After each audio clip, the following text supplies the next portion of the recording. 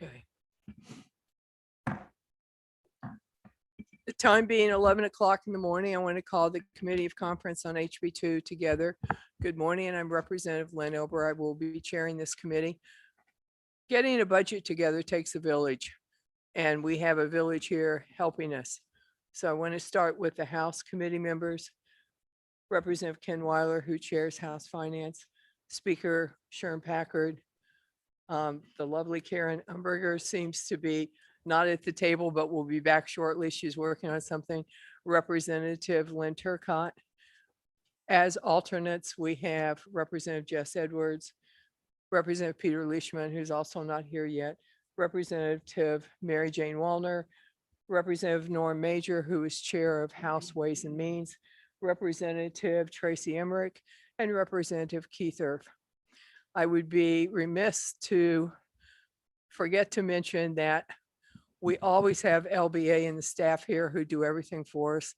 Mr. Michael Kane, Mr. Chris Shea, Mr. Michael Hoffman, who held my hand throughout the HB1 and HB2 Division 1 deliberations.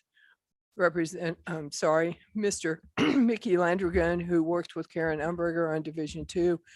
And finally, but not least, Mr. Kevin Ripple, who worked with Jess Edwards on Division 3.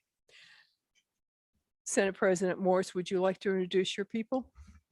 Sure, I thought we were voting on HB2 the way you were going. Yeah, so- well, no such luck. Yeah. I'm joined by Senator Rosenwald and Senator Bradley. And Senator Daniels, even though the Senate really doesn't have alternates, is here in case he's needed. No offense, Senator Rosenwald, but we're looking forward to getting going. So Senator Morse, typically the Committee of Conference proceeds by saying sections we've agreed on in HB2, we pass through as agreement. We do have a couple of sections. I know we've talked about HB 14 Sections 14.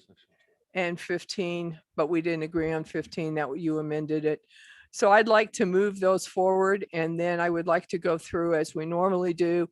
If either side has an issue with a section, we will just say hold, put it on hold. If we have something to discuss, we can discuss it. Is that acceptable with the Senate? Yes. Okay, we are going to start with our side-by-side, which is a mere 300 plus pages. So we're going to just zip right through that in about 15 hours. We have actually, House and Senate, agreed on every section down to section 14, which was the same. I will tell you that when Division 1 meets with their groups, we send a letter to all of them and we say, we're going to go through your budget. We want to know if you have issues with anything in HB2. We want to know if something needs to be added to HB2. You should be prepared to answer these budget questions as well as any other question. New Hampshire Retirement System came to us with those same provisions. They had no issues with section 14 and 15. We passed those on to the Senate because they were approved.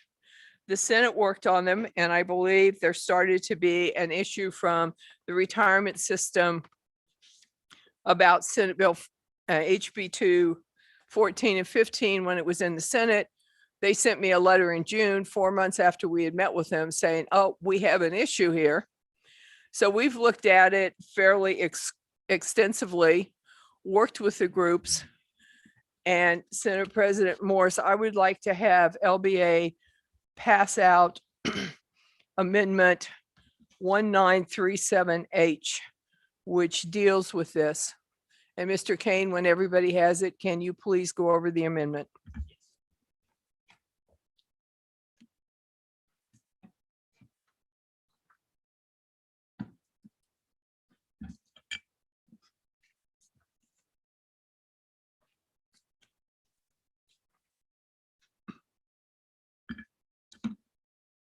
Thank you, sir.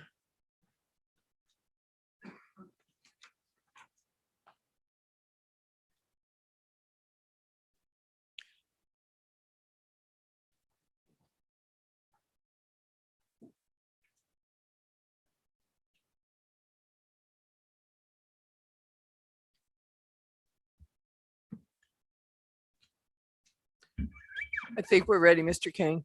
Okay, sure. Amendment 1937H is an amendment to House Bill 2 from Representative Ober. So sections 14 and 15, as Representative Ober stated, has to do with the retirement system, the medical benefits, and how the various members actually pay for their portions. There is a current discussion going on between DAS and the retirement system.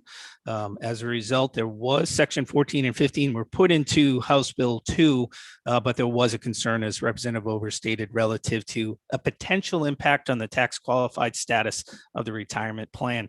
Retirement system did send a letter, which they did recommend if these sections were in, that there should be a tax determination letter from the IRS should be sought by the retirement systems. And so what this section will do is it's contingent implementation. So no change to section 1415, but basically those sections will take effect 90 days after the receipt of a favorable determination letter is presented to the fiscal committee of the general court. And this is just to ensure that the state does not impact the tax favorable status of the retirement system. Questions from the committee members?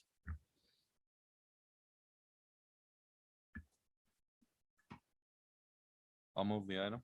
Second. Thank you. Senator Morse moves that we adopt Amendment 2021-1937H. Representative Weiler seconds. House members, if you're in favor, would you please raise your hands? Senator Morse, Senate members. the motion passes unanimously, and with that, we will also move sections 14 and 15 in HB2 over. Thank you. That brings us to section 16 on page 12. The House would like to hold section 16 and 16A. The next page that we have a change on, we go to page 13.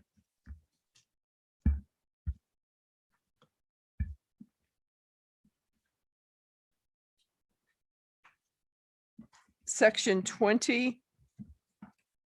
The House accedes to the Senate language. Section 21. I'm sorry, section 19 is amended by the Senate. We would like to hold. You guys are gonna get tired of seeing us flip our pages back and forth.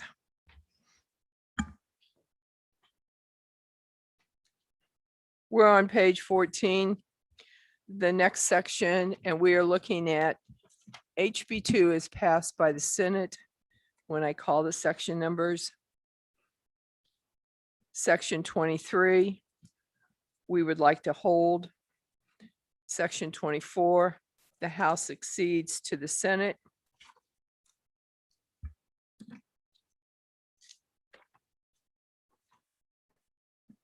That brings us to page 20. Section 36. The House would like to hold. Section 37, 38, 39. We go up to 40. The House accedes to the Senate.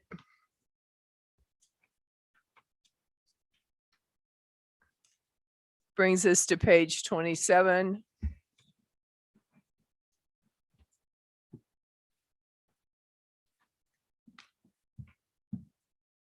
Mr. Kane, could LBA pass out amendment 1931H to all the members, please?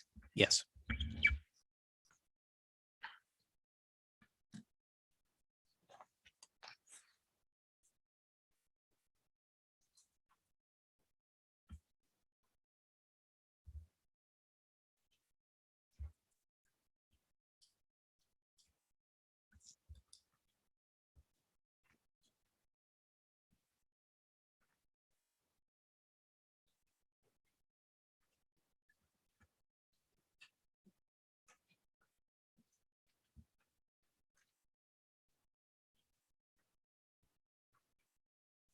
have one. This is a combination of what the House passed and what the Senate passed. It basically puts together mental health support under the National Guard. We're appropriating $1.5 million. It also asks the National Guard to coordinate with veterans' mental health services offered in the VA. The VA does a variety of groups, PTS group, et cetera. And there is a bill, a federal bill going through now that would set up a green alert when a veteran goes missing, and we would coordinate with that. Are there any questions from members of the committee?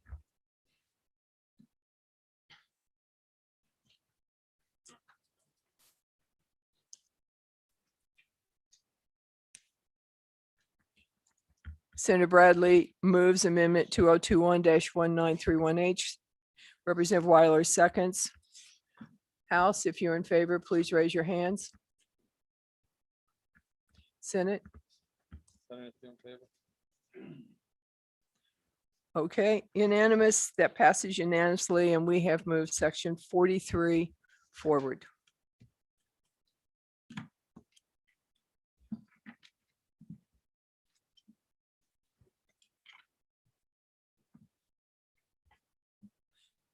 The House accedes to Senate section 45,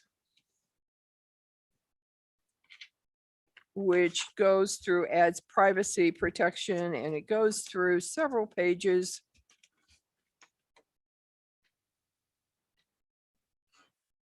I don't know, how many pages does it go through, Mr. Kane? Goes all the way to page 39, I believe, the Okay, we have Second section acceded down. to that. Thank you. The next section we had a difference was section 51, House Senate section 51. The House accedes to the Senate on that language, which is average daily membership and attendance.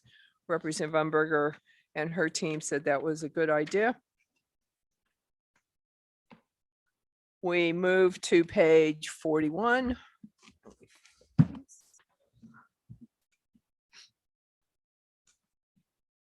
The Senate added "and relief" and changed the RSA reference. The House accedes to that language on page 41, moving us to page 42. We have sections, Senate sections 53, 54, 55, and 56, all relating to the same thing, as well as I think 57 and 58, ending with section 59, and the House accedes to the Senate language.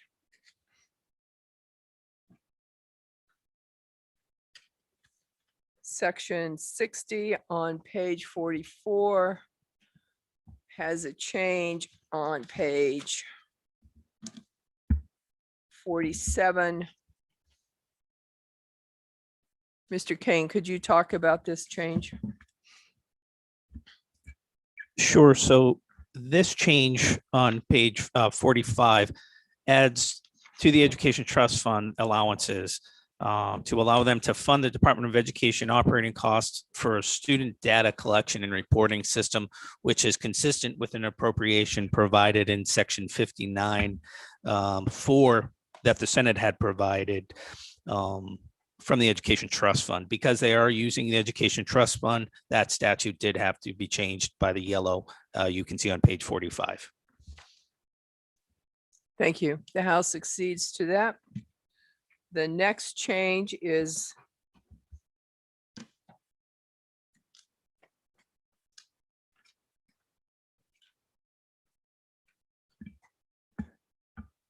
page 52.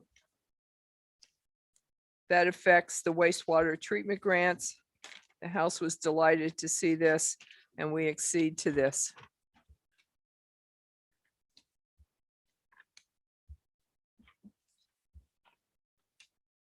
We're now going to go to section 58.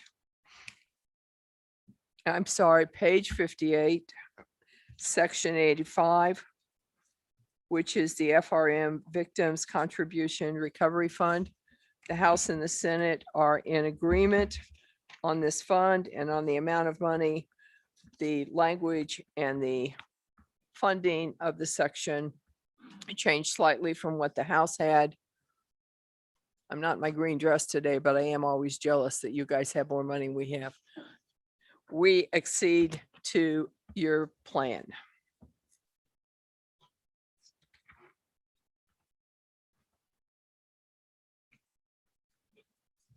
And we are now flipping pages where we are in total agreement between the two bills.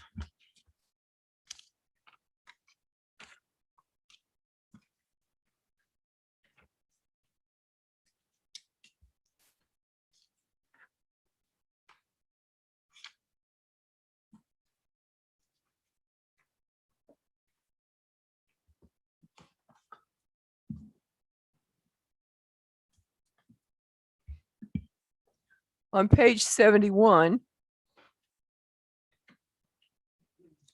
section 112, while the House was in total agreement with the Senate, we had SB 3, which passed and was signed into law. So we no longer need this in this section. And Mr. Kane, there is an amendment to delete this section because this is already law, and I have already lost a piece of paper, so I don't know the number. Can we just pass it out? Yes, we will pass that up. Thank you so much.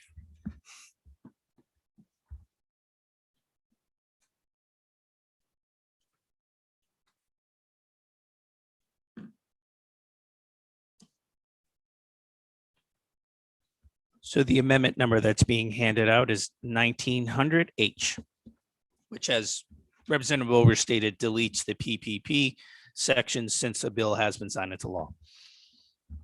So moved. Senator Morse moves. Speaker Packard seconds. The House, if you're in favor, please raise your hands. This, If you're in favor. our vote is unanimous. We were delighted to have that moved into law earlier.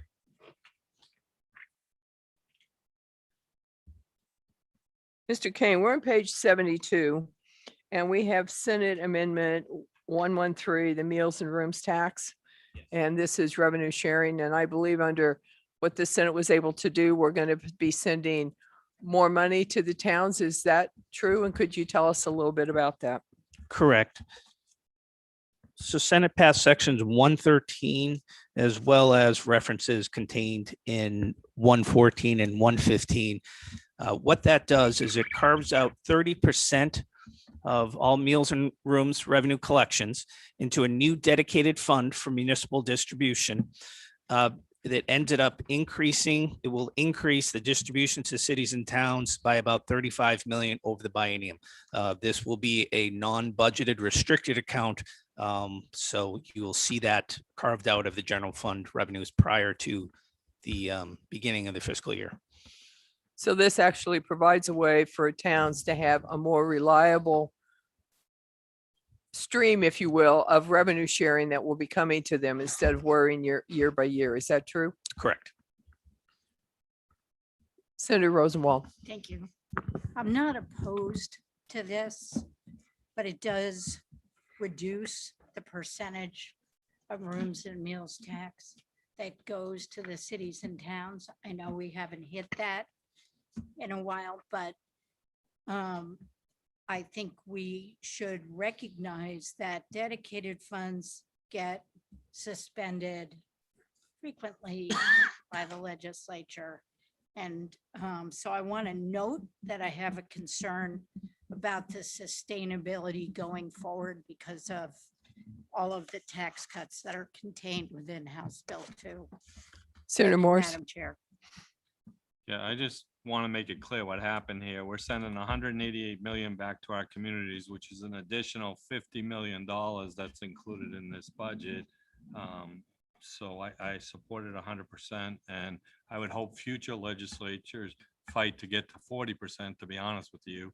But 30% was where we believed we could talk to the House and the Municipal Association to do some good in this budget, and we did.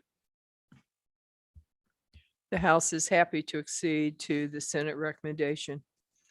I'd like to turn to page 75 at this point. This is a new section with a commission to study and limiting the business tax carryover. Representative Major, would you like to speak to this? Mr. Kane, why don't you tell us what it does while we switch people around?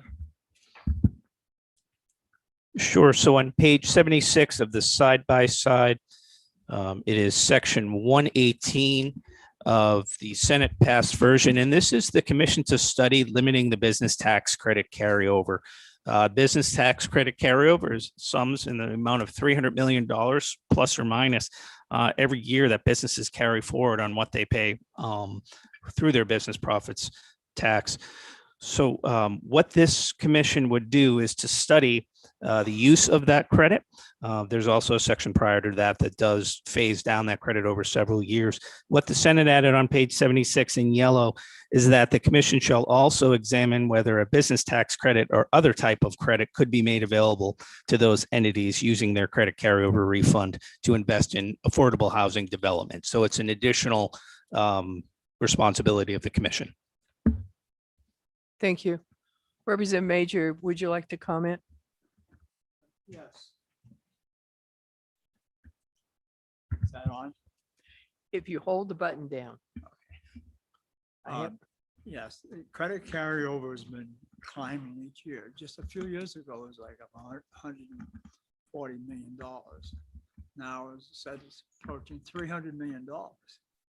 That is a good percentage of our business profits tax. And all of a sudden, if things got worse for the corporations, they could ask for that money back. And all of a sudden, we have a big hole in our budget because we go on a cash basis. And this is figured into our cash basis.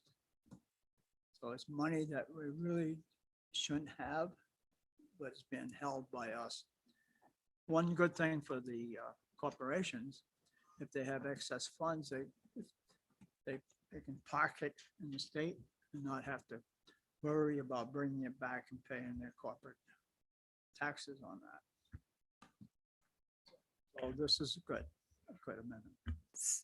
Senator Morse. Yeah, the Senate just plain ran out of time, and I know it'll be a debate later why the Senate put 25 million additionally into the Affordable Housing Fund. But the intention was that as time moves on, that we encourage businesses, and this is probably 50 of the largest businesses in New Hampshire, to start to build on their own. We looked into Dartmouth. They're building like 300 units over there for their own employees. Somehow, if we could have come up with a plan to put this 25 million into play and have businesses use the money they've already sank into the government and take it out and do developments to help with their own planning, I think it would be beneficial to the state of New Hampshire. And that's where we're headed. It's going to take a little while longer. I would think in January, we'd come back and address this. Representative Major, do you have a question? My question is just an observation, is that I wasn't aware of this part of the amendment.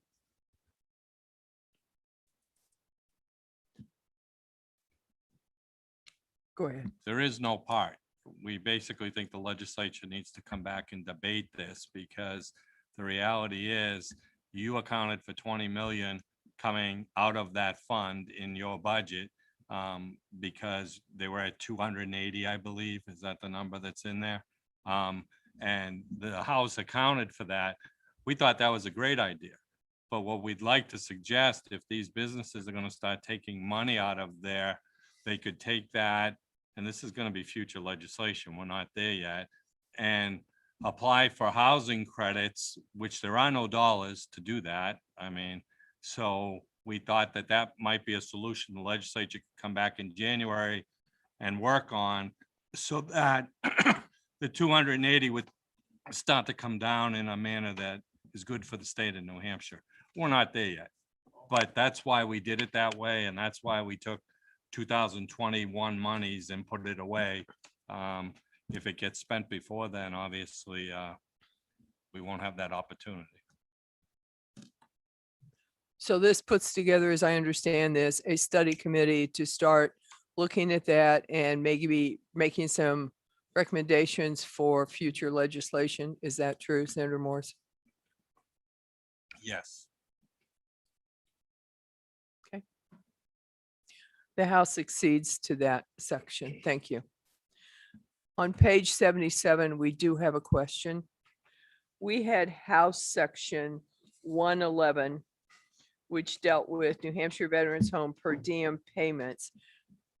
Mr. Kane, did that get put into the budget as a footnote or handled in some other way?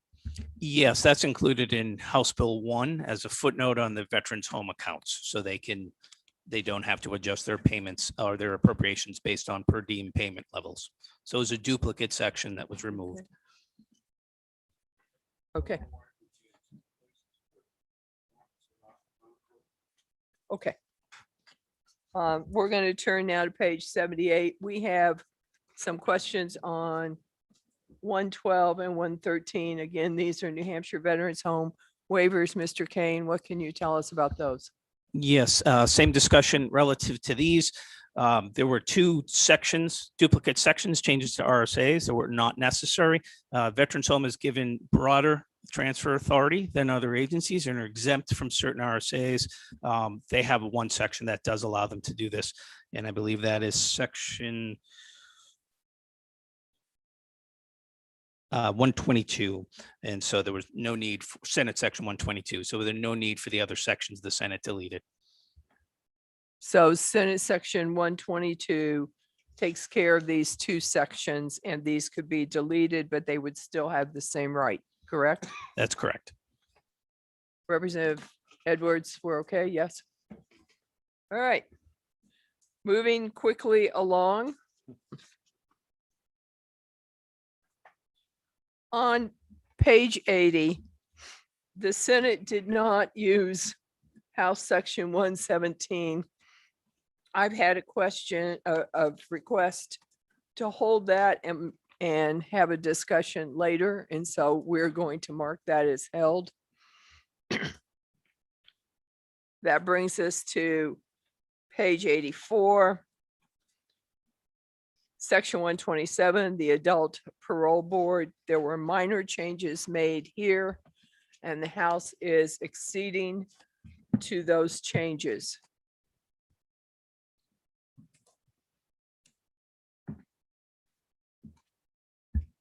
And now we're going to flip pages again. There are some things that the House had put in that were taken out. Our section 126, which was about the Workers' Comp Appeals Board, and our section 128, which was about a new program that we thought should be in there for apprenticeships, have been passed into law and therefore are no longer needed in HB2. We are zipping right along, changing, going up to page 95. Representative Umberger, I think you wanted to hold this section. Is that true? Would you like to speak?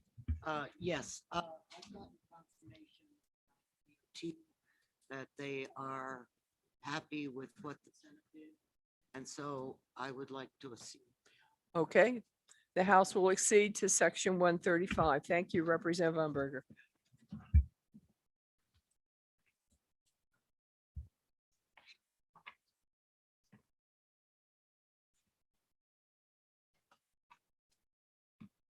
We're on page 100. Senate section 150. This is a quorum change, a very small change, and it specifies who will appoint. The House accedes to that.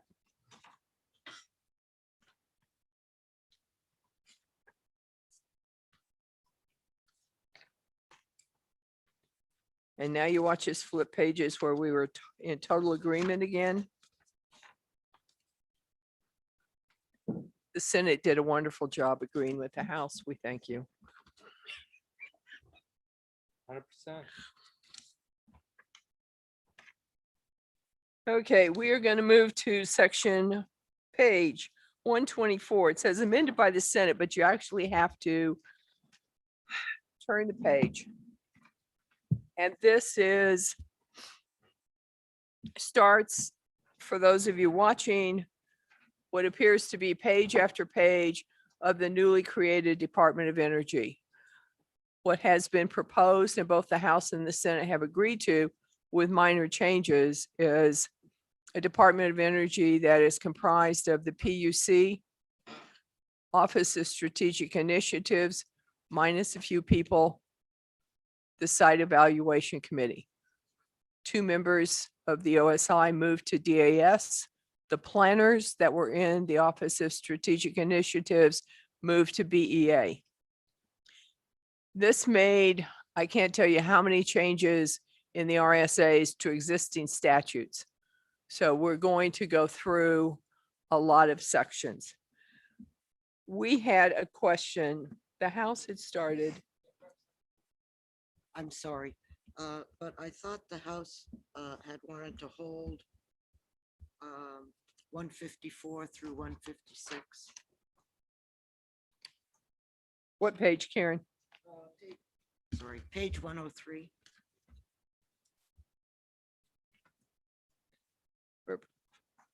Hang on.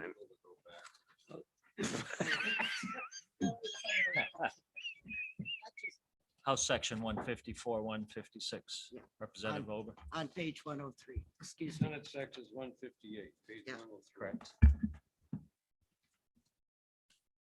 There's no change. You are correct. There is a question in Karen Umberger because there is a program that she started that you guys agreed to is getting a small amendment. Is that correct, Representative Umberger? Yes, So while there is no change, there was also a section in Division 2 that this came to Division 1, that Division 1 was unaware of, starting a program in the police training and standards, as Representative Umberger said this morning. So she is going to get a little amendment. And Mr. Kane, if you could hold that, which is section 158 on 103, and then turning to page 104. Through 160, correct? Through, yes.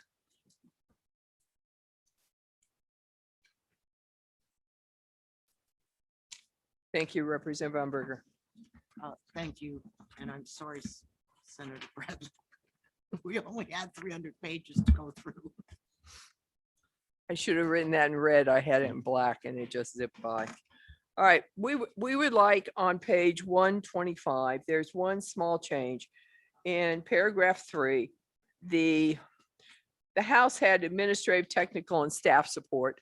And we certainly see that staff is redundant to administrative. However, we were concerned about the removal of technical support, and we wondered what the thought process was with the Senate.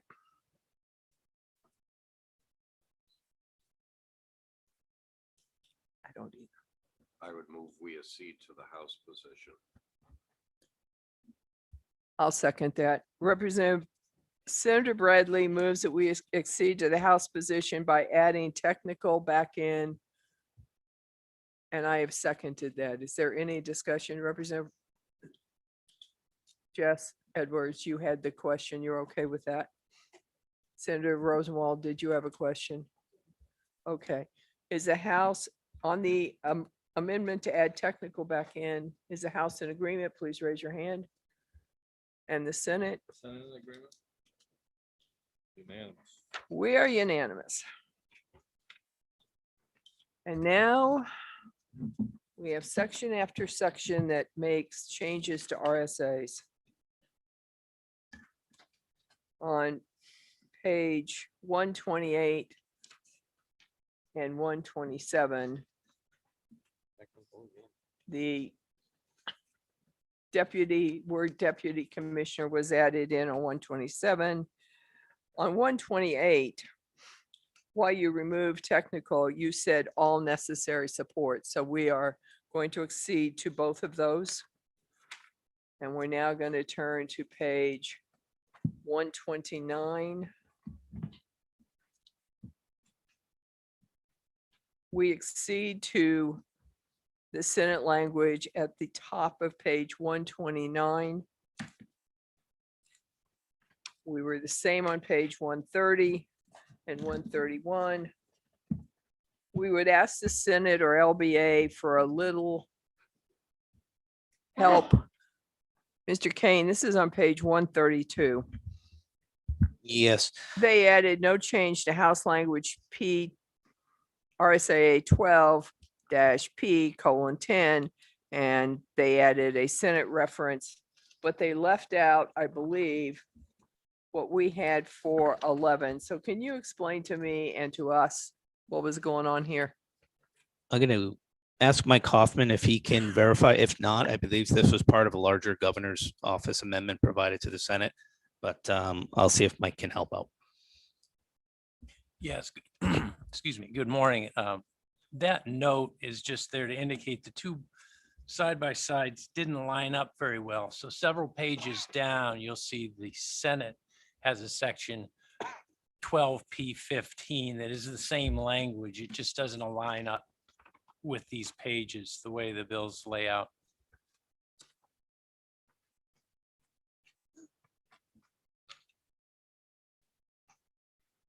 And My- that is on page 134. Yeah, and Mike, on page 133, it looks like the language we had for 12-P:11 on the Senate side is 12-P:10. Is that correct?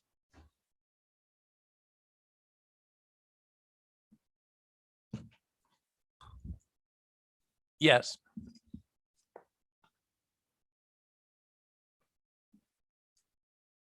And we have a reference change on page 134 as well, which is a cleanup. Representative Ober, Representative Umberger. Chris, I thought we were going to ask about taking out 12P:13, authority to contract for power. Well, we're trying to work through that. So, Okay. I'm Mr. sorry. Hoffman, could you hear, do you have the mic on, Karen? Yes, I do. Could you hear Representative Umberger?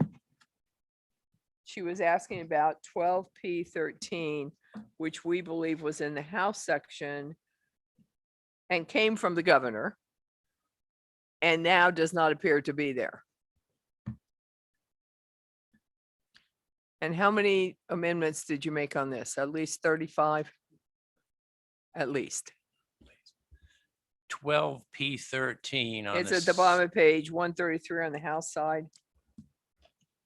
And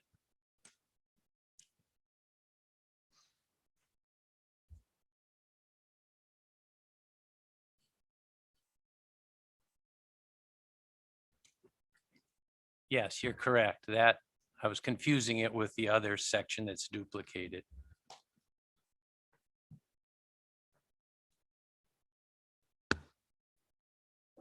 Did that language go to the Senate with it removed from the governor's office? You think it's okay to put back, Jeb?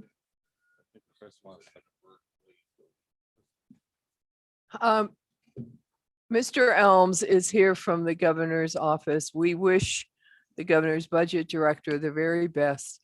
He actually got married on Saturday, so Chris Elms is here to help us. Chris, can you enlighten us?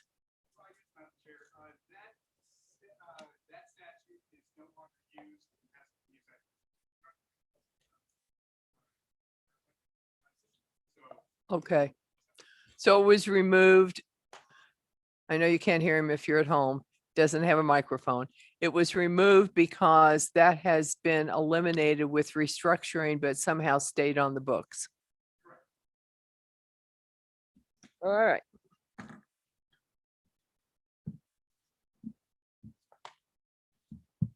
The House succeeds to all those.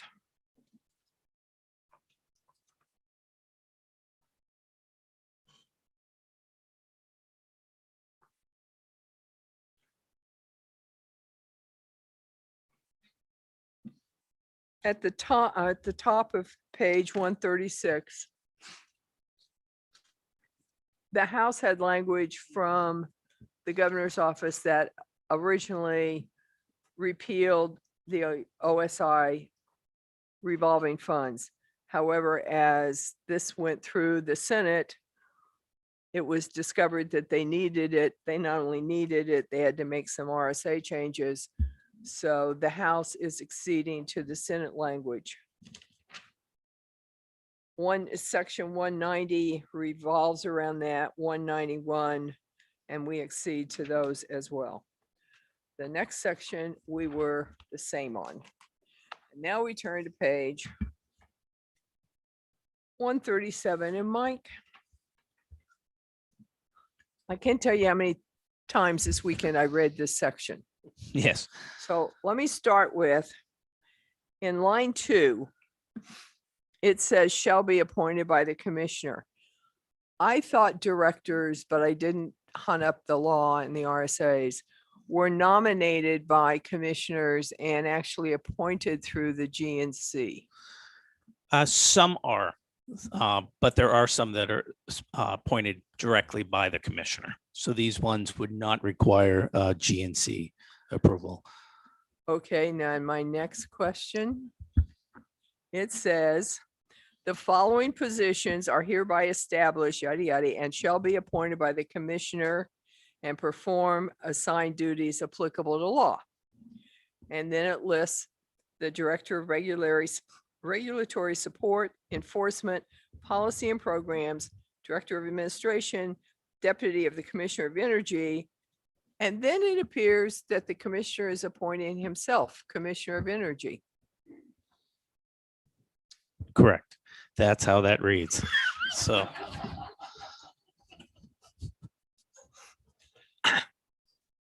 Should we perhaps change that? Would you like a motion, Madam Chair? Yes. That we delete that line, I think it's 9U9968. I would second that motion. That would delete the commissioner appointing himself. The House is in favor. Raise your hands. The Senate. And we will move section 193 on happily. Okay. What happened here is basically Senate section 194 moved much of House section 187 over, and the House accedes to that language. At the bottom of the page 138, there is section 195, and I think they change on that is,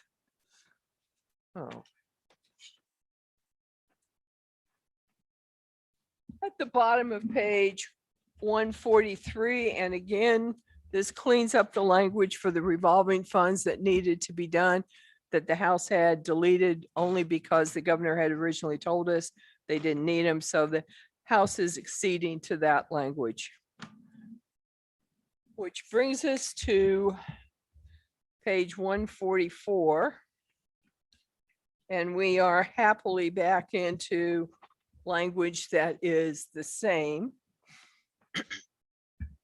On page 145, section 198 cleans up RSAs, and one RSA reference has been corrected. The House accedes to that.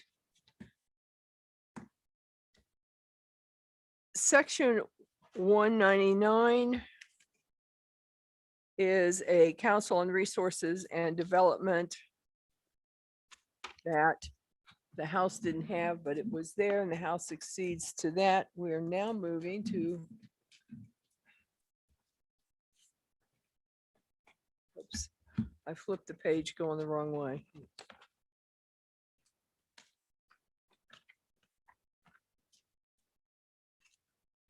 Oh, that's the page. Yeah, 148, and I can't, it flipped shut when I moved it around. Okay, page 148, Representative Weiler, you wanted to discuss the chief engineer, which apparently doesn't exist anymore.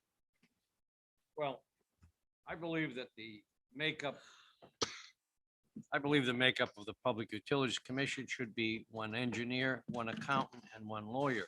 That's where it was for many years. And now they're taking out the engineer. I think it's very important that we have an engineer in that, on that board.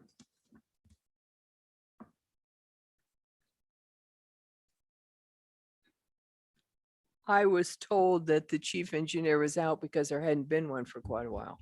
I believe that's correct, but could we hear from the governor's office on that?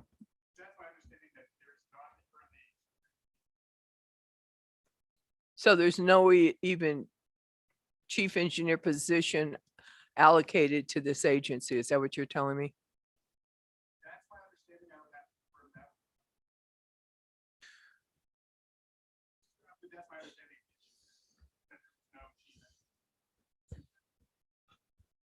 Do you want to ask him to confirm that and hold it, Representative Weiler? Yes.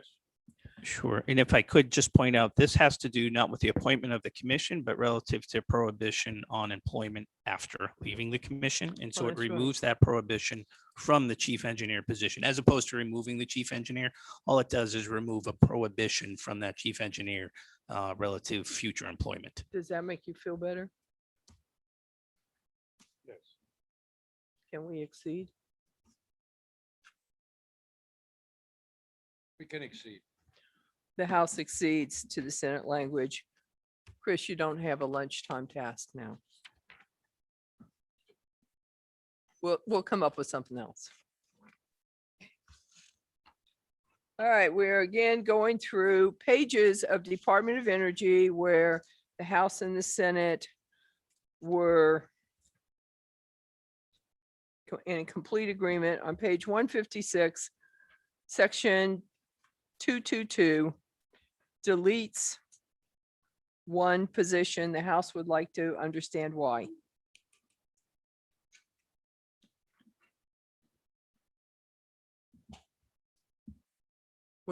Did this come from the governor to the Senate asking for the change?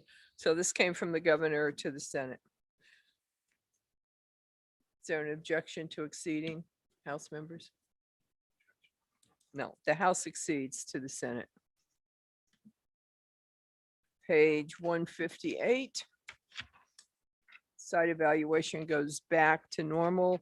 Page 160 is a reference change that was corrected. Is that correct, Mr. Kane? Correct. The House exceeds to the reference change. Okay, on bottom of page 162, section 236 was amended. You'll find that change on the bottom of page 126. And basically what they have done is they have scratched commission and added at 164 and changed it to Department of Energy. And the House exceeds to that language.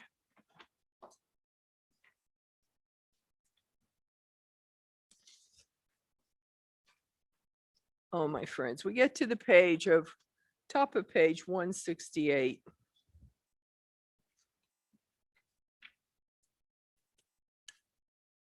The House would like to hold on that. I have an amendment.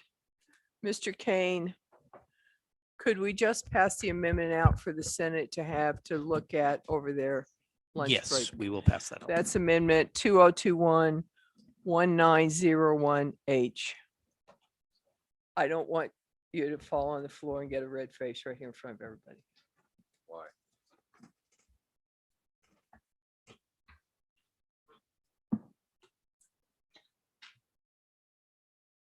That's because I don't like continually appropriated when there's a veto. So if I could make a suggestion to this amendment. You that, could. I would be okay with this, Representative Ober, as long as there was a sentence added to it that expedited the PUC coming to fiscal. Mr. Kane, could we add that?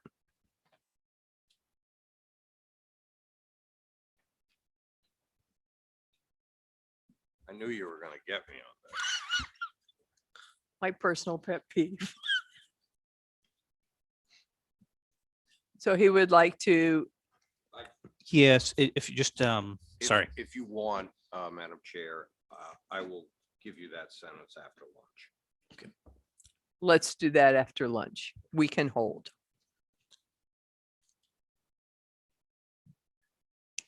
Okay. We now are back to flipping pages where we were in total agreement. We get to page 172. And this is a minor change, but when the House looked through these many pages and many sections, we failed to notice that the expenses of the Office of Commissioner Advocate, which are currently being paid, have been left out. The Senate has added that, and the House will accede to the Senate.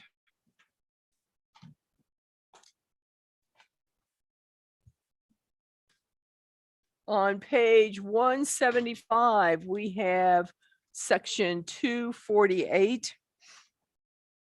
And all the Senate changed in that was to add the words "or the department" to clarify the language. We will accede to the Senate. And yes, it was the following page. And then we are on page 177. Senate Section 251, which relates to House Section 242. The House had repealed the rulemaking authority of the Public Utilities Commission. The Senate eliminated that. But Mr. Kane, they added paragraph 2. Can you tell us what that does, please? I would defer to the governor's office. That was a request by the governor's office. Okay. Mr. Elms, you're up again. Okay. Told you we'd find one.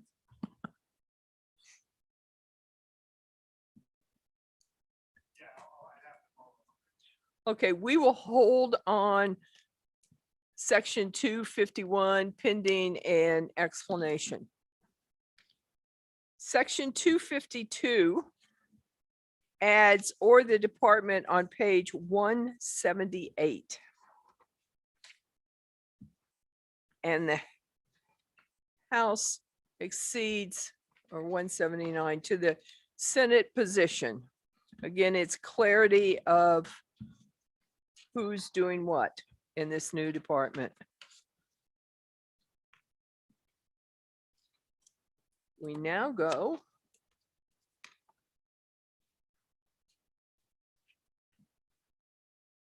on page 184.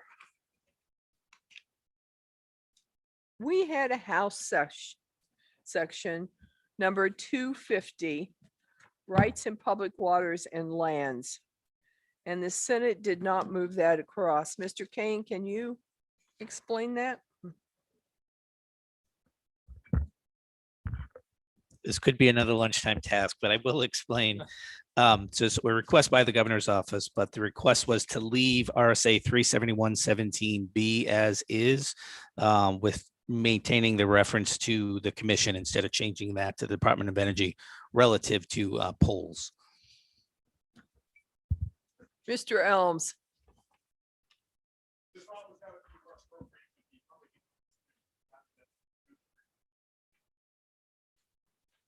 Okay, that's out. We're okay with that, right? Yeah. Okay. Moving on. We're now on page 188. And we have small clarifications. The House had the commissioner under its direction. The Senate added "or under the direction of the commission or the Department of Energy." The House accedes to that small language change.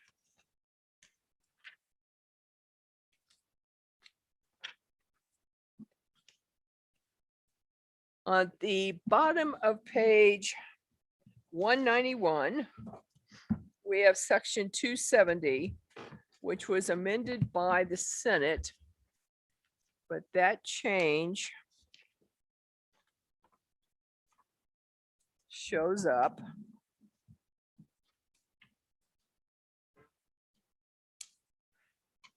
really on page 196, where the Senate did not include the public interest payphones that the House had. So is this, Mr. Elms, is this you want to talk to this, or can Mr. Kane do this? I assume this was a governor's request. Yes, so this, another piece of legislation, I forget the number, but that repeals certain inactive dedicated funds. Give the, what they call, give them, had one remaining in Washington. In talking to the QC and the Attorney General's office, that they've gone to check that in 19 or 2020. It had been inactive for some time. It's not used. Had been federal regulations, rules that allow for this, but talking to the Attorney General's office, it's not. Representative Weiler. Question, for a while, there was a charge on our phone bills to support these public interest payphones. Has that been removed or will it be removed in the future? My understanding is that if it hasn't been removed, will be removed, especially given the repeal of the requirement that. So probably future repeal. I would imagine, but I'm not certain. Thank you. Anybody else? Representative Umberger. Thank you, Madam Chair. He said the dedicated fund had been repealed. I believe he did. Mr. Elms, did you say the dedicated fund had been repealed? Yes, in another omnibus piece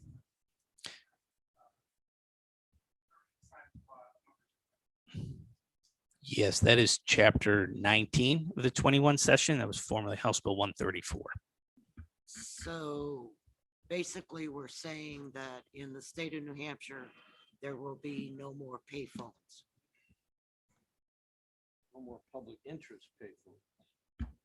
I don't care what they are, payphones. I don't think it's the same. Mr. Kane, do you have any idea? I believe it was a fund relative to public interest specific payphones that hasn't been used. It was inactive for several years. And so as part of the dedicated fund review committee, they removed that specific dedicated fund, but didn't change any other statute relative to payphones. So You might. So what you're saying is that it was only the public interest payphones and not all payphones. yes, correct, for that fund, correct. Mr. Elms is also shaking his head yes. Okay, thank you. Not that I use them, but I might. Okay. This passed the Senate and the House agrees with that change.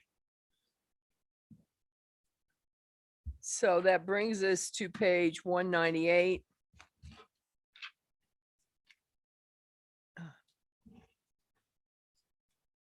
I've been asked to remind everybody to pull your microphones close to you. Somehow it's not going out to the world. And we have these big books in front of us, so that makes it a little difficult, but we'll do the best we can. Thank you, Aaron.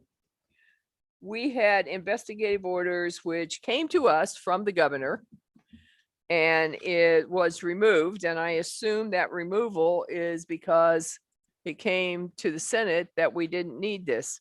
Mr. Elms, can you say, is that true? All right, the House then is okay with that. Wasn't there to start with, so we're on page 200, 202, no changes. We get to the bottom of page 204.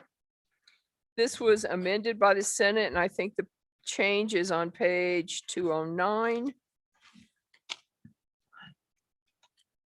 Mr. Kane, they removed some language. The House's question was that language in an RSA or was it just an order? It was in an RSA, and I believe this was Senator Bradley or Rosenwald relative to a PUC, former PUC order that is, they still wanted to refer to, because it's, this has to do with Commission Order number 25-932 dated August 2nd, 2016, relative to energy efficiency resource standard that's in current RSA now, The House had, I think based on discussions with the governor, had removed that. The Senate had an amendment to add that, remove that strike through, basically. So maintain it as the current statute reads. So we still have legislative approval of the New Hampshire General Court? Is that what the law, the line above that says? And that is true? That's correct. So if I might, Yes, please. We were confused. so when the legislature weighed in terms of approval of any change with the system's benefits charge in the future, it exempted this order for the energy efficiency resource standard. So any new program that had a change in the system's benefits charge would have to be approved by the full legislature, but not the EERS. Okay. So we still have full legislative approval of changes to the system benefits charge. With the restoration of the. Yeah.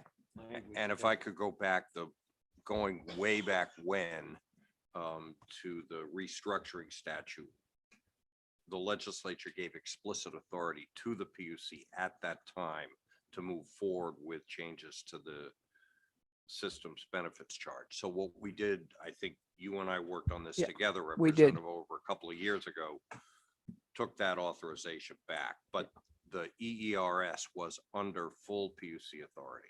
Okay.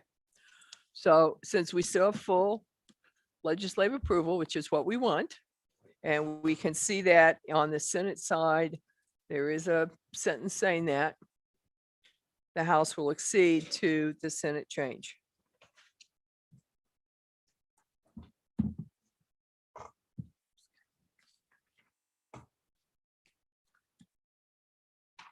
All right, we're now flipping pages where we once again are in total agreement. Language is 100% the same. There was no comparable House section for the electric utility restructuring ratepayer protection. I think it's pretty clear, but Mr. Kane, could you just walk us through that so we're sure we understand? Sorry. Yes, so on page 217. 217. Section 282, were further reference changes that were needed because of the establishment of the Department of Energy. So you can see the Department of Energy being, the commission being replaced by the Department of Energy in several instances, and that was their governor's request. Okay, thank you. The House will accede to that. We're now zipping through page 220. On page 221, we have some changes.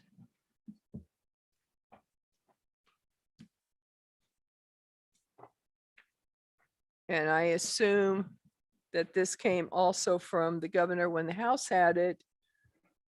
The offshore wind industry remained in Department of Business and Economic Affairs. When the Senate got it, that was scratched and it was added to the Department of Energy. Was that a governor's request again? Yes. Mr. Hoffman saying yes. All right, the House will accede to that change. We're now on page 223. And there's section 289. And the actual change on that is found on 224. And the House had, the commission may establish requirements. And what the Senate did was clean up the language and say, consistent with their statutory authority, the commission and the Department of Energy may establish requirements. And then the rest of the language is the same. So the House accedes to that. On page 291, at the bottom of page 224, the Senate added and the Department of Energy, and the House accedes to that. Page 225, which is section 292, you see on page 226, the House said if it, and the Senate added if the commission determines. which clarifies the language, and the House accedes to that.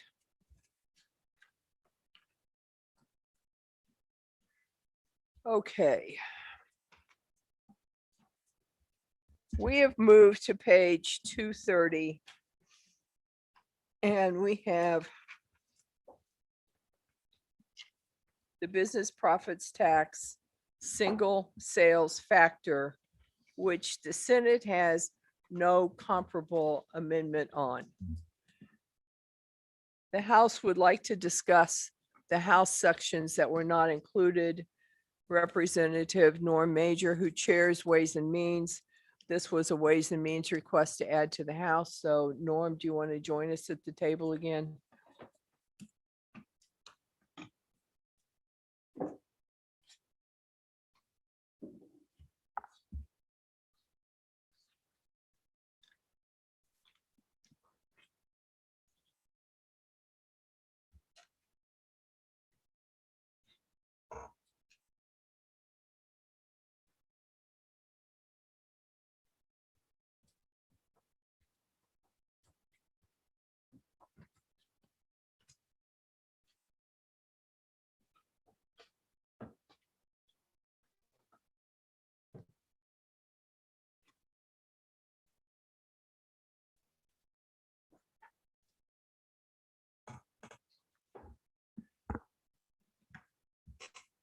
Floor is yours, Representative Major.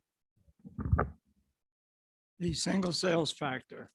The House agreed to the single sales factor, but to be implemented not now, but in the future years. The primary reason for that is that the data that's required to know how much it's going to affect us positively or negatively is not available. The best estimate we have with the DRA is $20 million if we implement it now. So as it stands, it would cost us $20 million if this is removed. Senator Morse. Yeah, the Senate did account for several things that they adopted in their budget. We did account for this $20 million in our budget.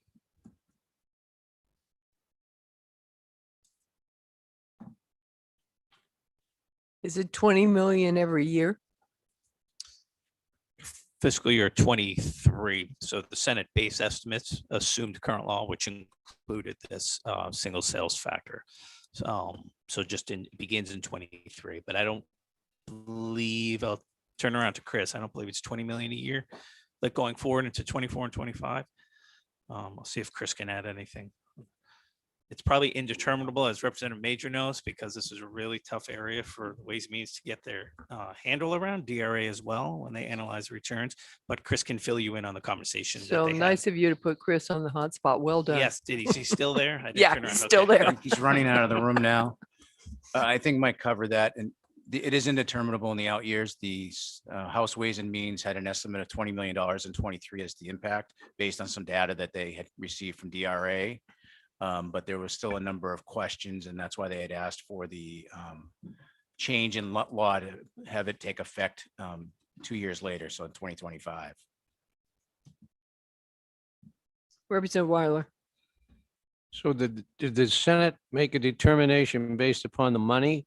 Or has this been a request from the corporations that we go to a single sales factor? And would it be a simpler way for the DRA to compute figures? Both. We certainly heard that businesses wanted us to account for this, and we were in the position that we could account for this. We accounted for payroll protection and several other things in the Senate budget. I would venture to say that discussions that are going to go on tomorrow and on are going to be about all the money the Senate had to account for. And to account for tax reductions, I think was probably the best way to do things. Thank you. Does the House want to hold this so you can have another discussion? I think it's worth holding. Okay, the House will hold these sections. These sections go through section go through to page 236. On page 236, the House had the equivalent of House Bill 626, historical horse racing. That passed the House, it passed the Senate. It has been signed into law, so it was removed from HB 2. And you will see that that goes through pages 242, where we get to section 296. That was the House section 302, and we were in agreement there. Then we get to, don't go away, Norm. We get to the top of page 243. We had again added a section at the request of House Ways and Means on a bill they had, starting with section 303 and 304. Representative Weiler. Is the decision we're doing away with the historic horse racing? That has been signed into law. Is that correct? That is correct. And the Senate had removed those sections, so no further action is They required. removed the sections because it was a law. And you announced that we exceeded it. No, I said they removed it. I just went through it. I didn't say one way or the other. They took it out, so there weren't any sections. I was just explaining. People at home trying to figure out what we're doing. Yeah, it was a little difficult. So this was a bill that Ways and Means had, starting with section 303. Norm, I would suggest we hold this is because it almost looks like a bill that was passed last year. And we're doing research on it now. okay, I thought we passed it last year and you guys found some things to clean up. I'm trying to remember. I know I talked to Representative Abrami when you guys asked to put it in because I got the data from him, but I'm happy to hold this when we come back to it. Okay. We will do that.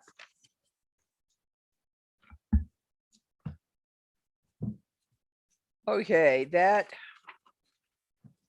actually goes through several pages and we've put the whole thing while Representative Major talks about it.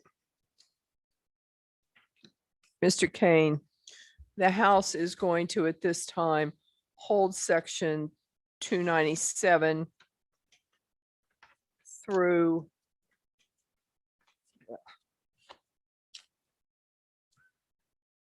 $299, I think it is, and we have an amendment that is too soon to discuss, but needs to be passed out and given to everyone. That's amendment 2021-1935H. It's several pages, so it's too much to try to go through right here. Everybody needs to have it to think about and read. We can distribute that now. Please.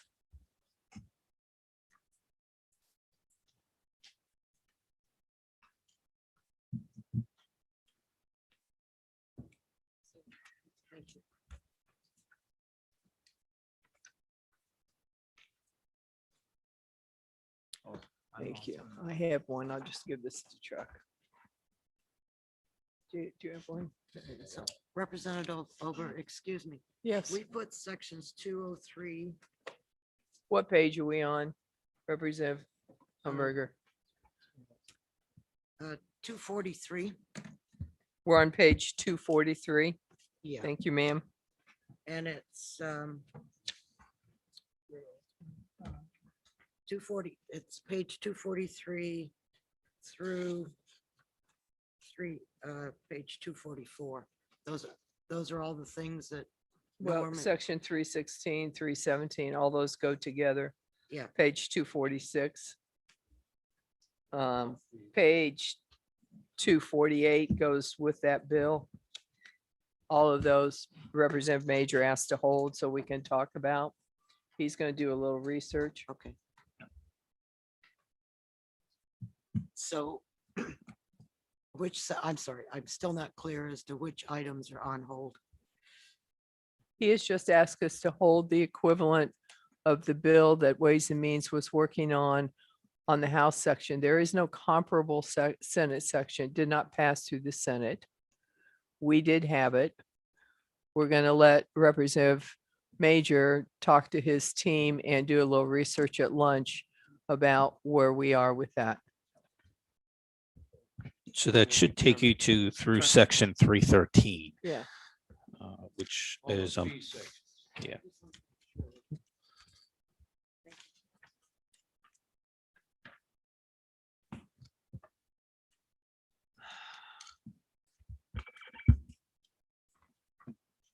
And now at the bottom at 256, I think we have a new section, but the change goes to the top at 257. Oh, no, that's still the sections with 297 on hold.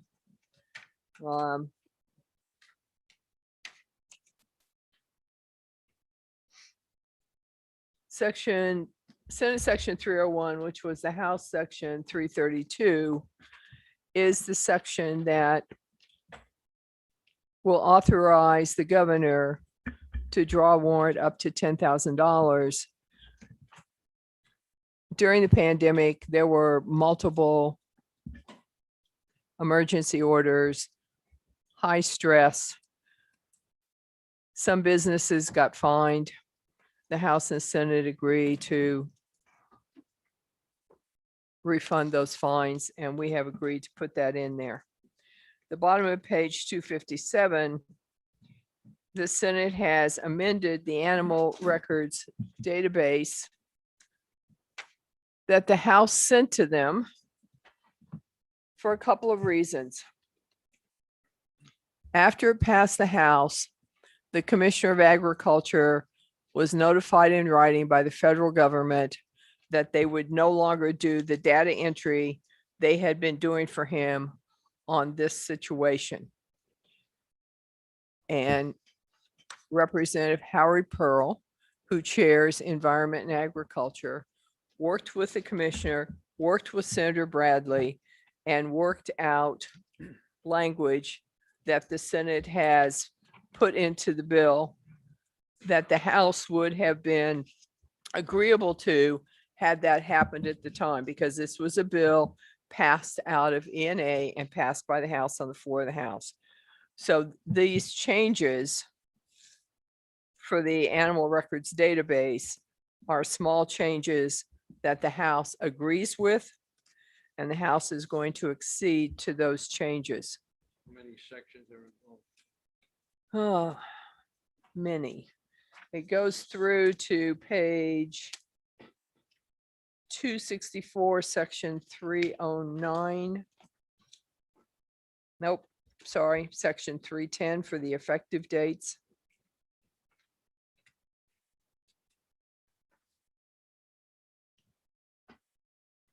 You see those?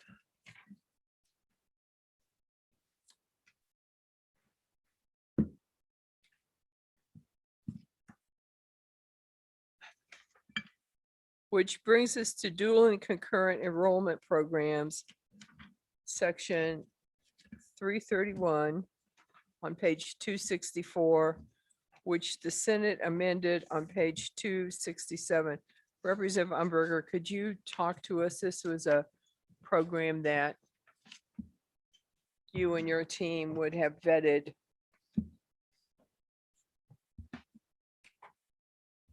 Yes, I'll be right there. That's okay. All these pages back and forth.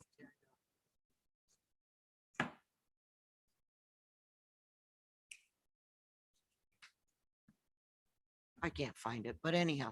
To page 267. 267 is the change to what you put in. The rest of it, I believe, uses your language, and then they added paragraph 2 on page 267. And basically, I have no problem with the change that the Senate made on dual and concurrent enrollment. in our committee, the DOE wanted to relinquish their responsibility for dual and concurrent enrollment, and the community college was in favor of picking up that responsibility. How do you And feel about the language that allows them to go to fiscal committee and ask for more money? I kind of thought we should budget that appropriately, but Division Two may feel differently. when we did the budget, we did not include, if I'm not mistaken, 10th grade in the dual and concurrent enrollment program. And that has since been added through HB 148, which although it hasn't, the final vote hasn't been there, isn't done. And it's in committee of conference. I'm sure that that will not change. And so that's one of the major reasons why I think it should be okay to come to fiscal. And we will have money in the education trust fund to take care of this. So I'm not particularly worried, and we should be able to work it out. Senator Morse, does the Senate have any comments on this section? Piece of legislation. Good job. Okay, and Representative Umberger, this goes into section 312 right below, and they've added the appropriation shall not lapse. Is your team Yes, we're fine with that. okay? The House will accede to those two sections.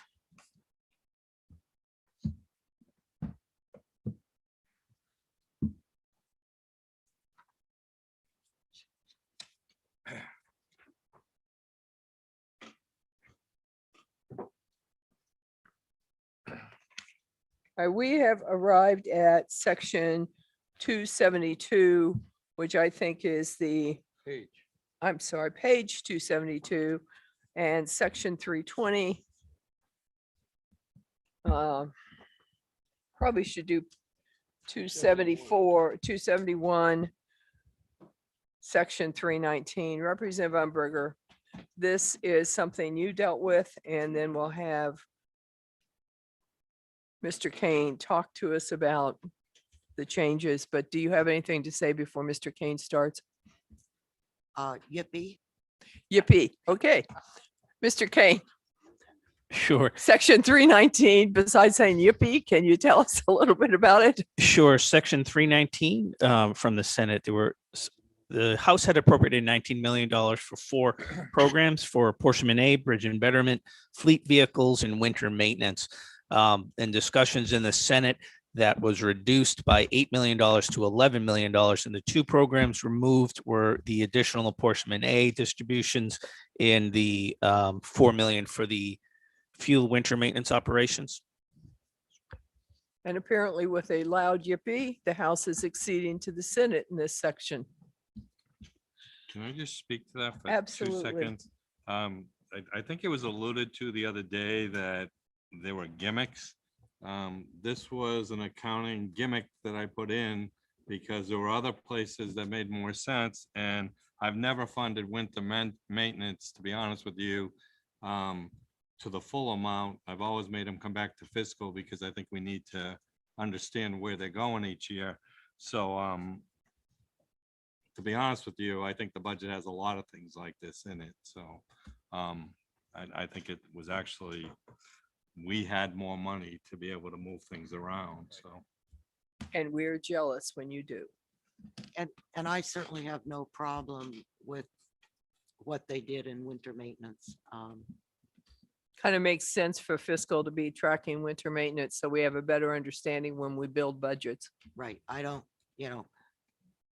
and plus someplace else, they gave transportation $50 million.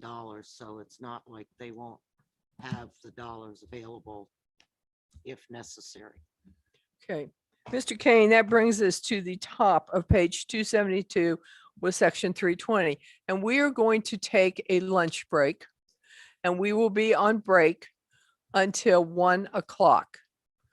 So hopefully it's nice to see faces in the audience, but hopefully you can find something to do until 1 o'clock.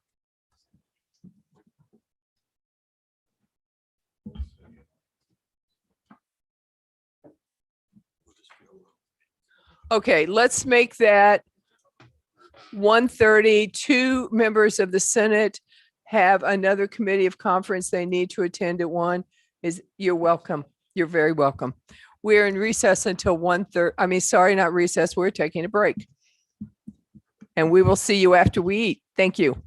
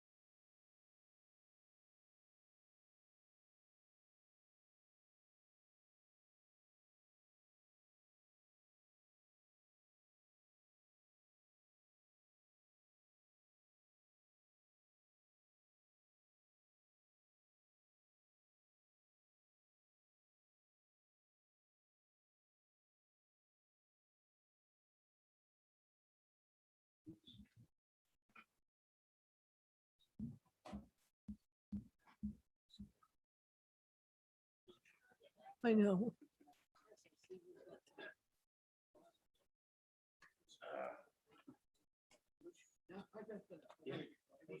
Thank you, Chris.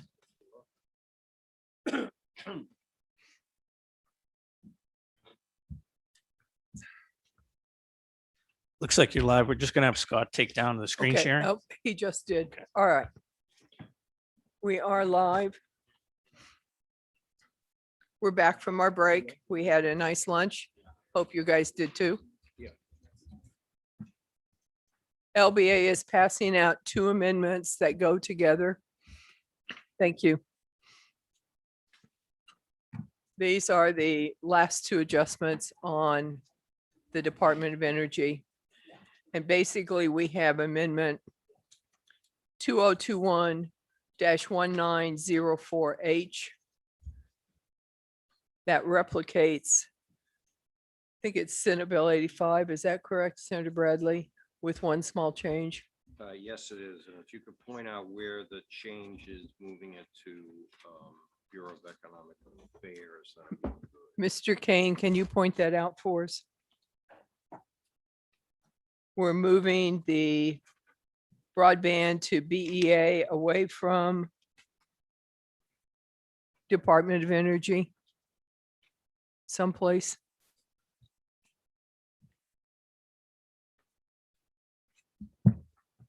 They're talking.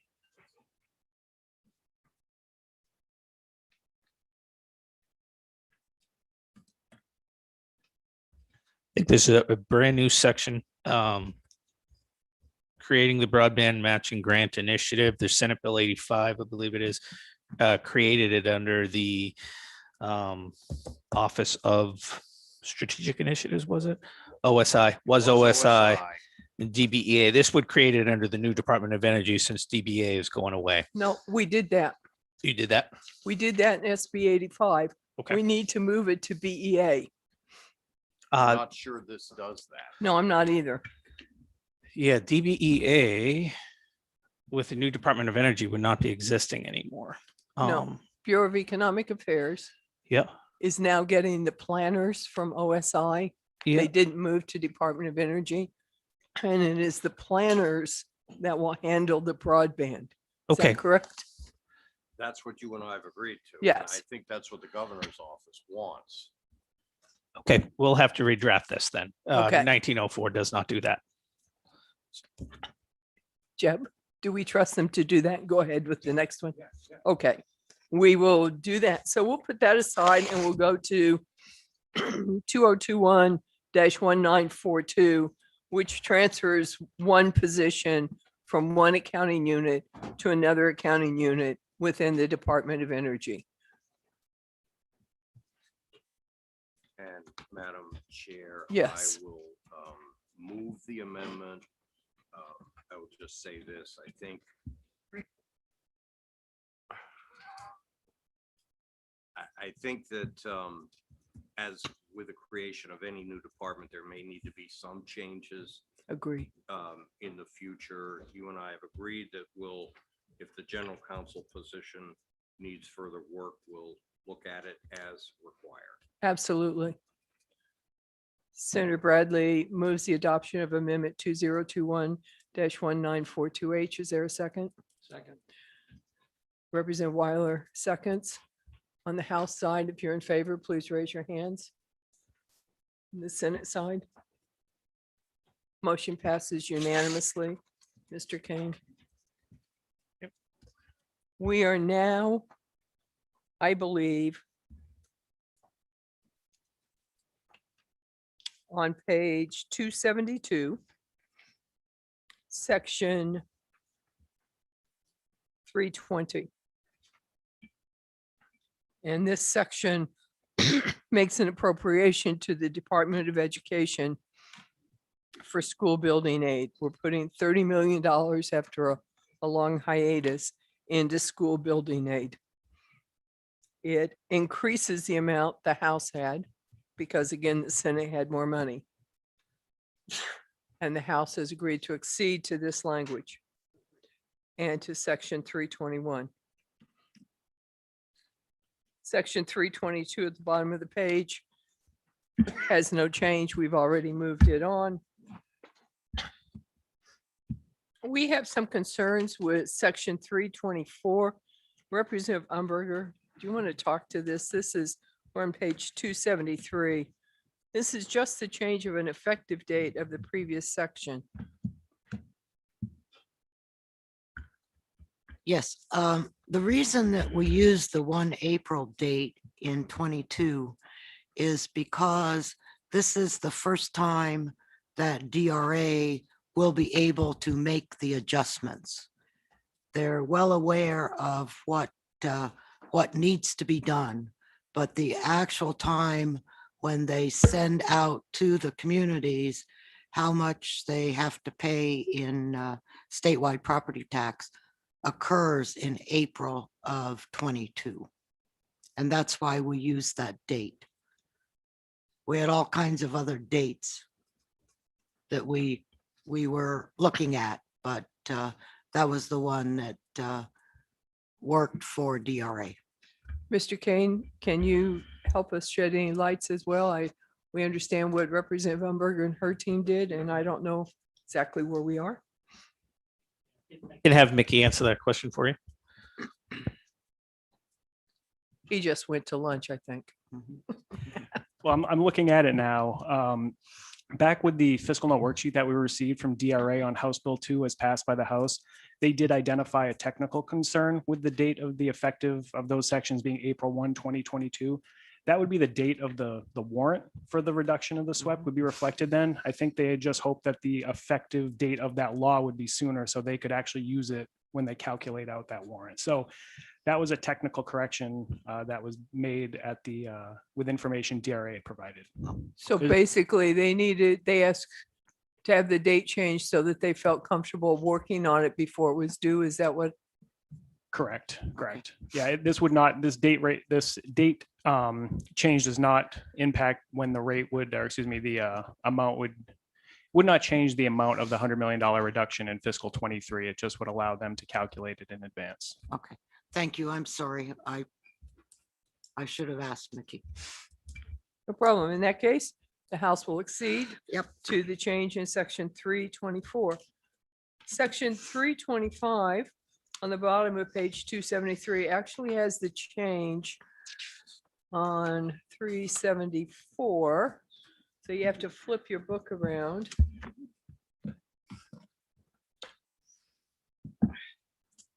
We had some concerns with this.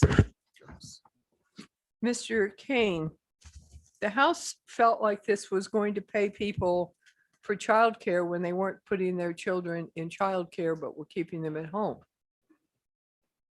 Can you help us understand that? I would defer to the Senate to answer that on why that was added. Okay. Back to you guys.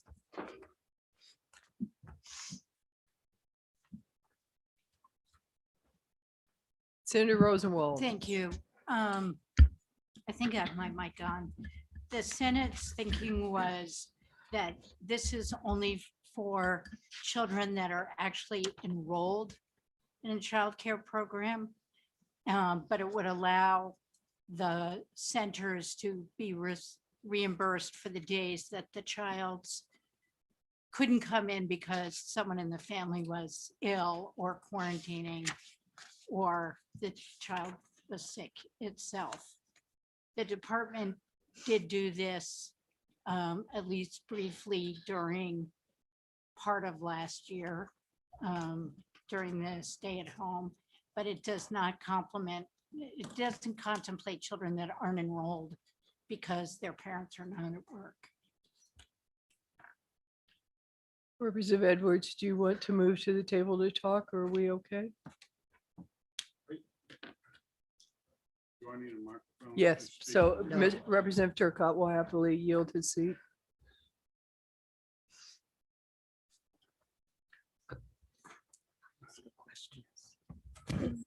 Thank you, Representative Turcott, for letting me have your seat for a moment, and thank you, Madam Chair.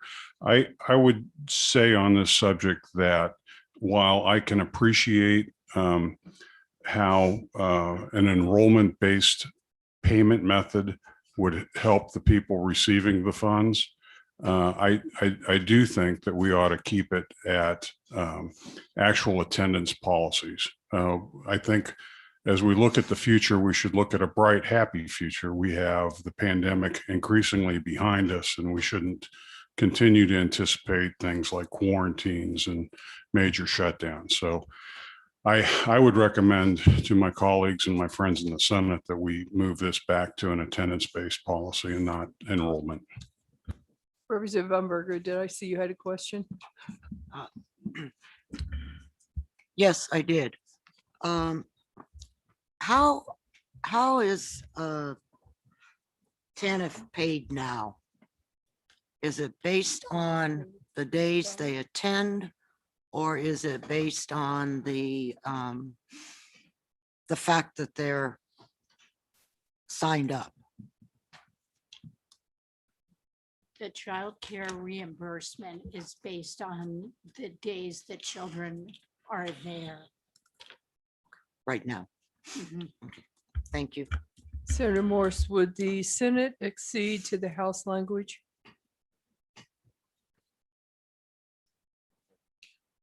Senate would like to hold. We will put this section on hold. It's no surprise, ladies and gentlemen, that we have some issues with the Sununu Center. You presented and took out ours, so we're going to do some discussion of that, which I think is going to include all of your sections, and you start on page 280 with section 327. And Mr. Kane, how far does that go? Sure. So I believe this goes from section 326 on page 274 all the way through section 330 on page 281.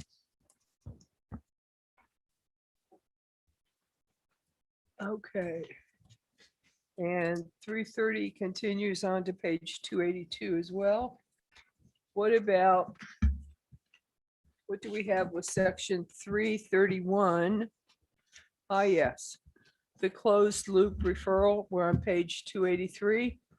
The House accedes to the Senate on this language. Did you hold on the Sununu Center? Yes. We held. Thank you for the clarification. And we exceed on page 331, the closed loop system.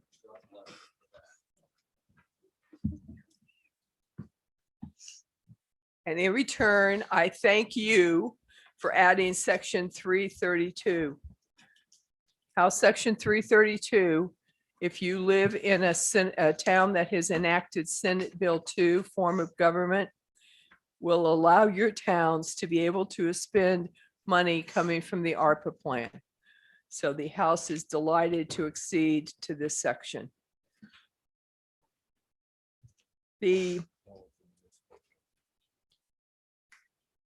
So we're happy, whoever did it. Salary schedules, Mr. Kane, this is, can you explain section 333? House had no such section. Sure. Section 333 through 354, which begins on page 284, is relative to the state employee pay raise, which was ratified by the various bargaining groups Okay. after the House had finished. So the House will accede to that, and that brings us to page 292. Correct. We did not have this comparable section as 355. Did that come out of the new labor contract? This was actually, I believe Senator Rosenwald offered this amendment, but it's an addition of a boilerplate section that had been in there relative to how any positions, if there were layoffs, which aren't contained in this budget, but there's a certain process that they have to follow. So this is something that typically is included in House Bill 2 that was not included yet. Would you like to speak to your section, Senator Rosenwald? And please pull the mic close, people. You have a soft voice and people are having a hard time hearing. No problem. We found that this just had inadvertently been not included.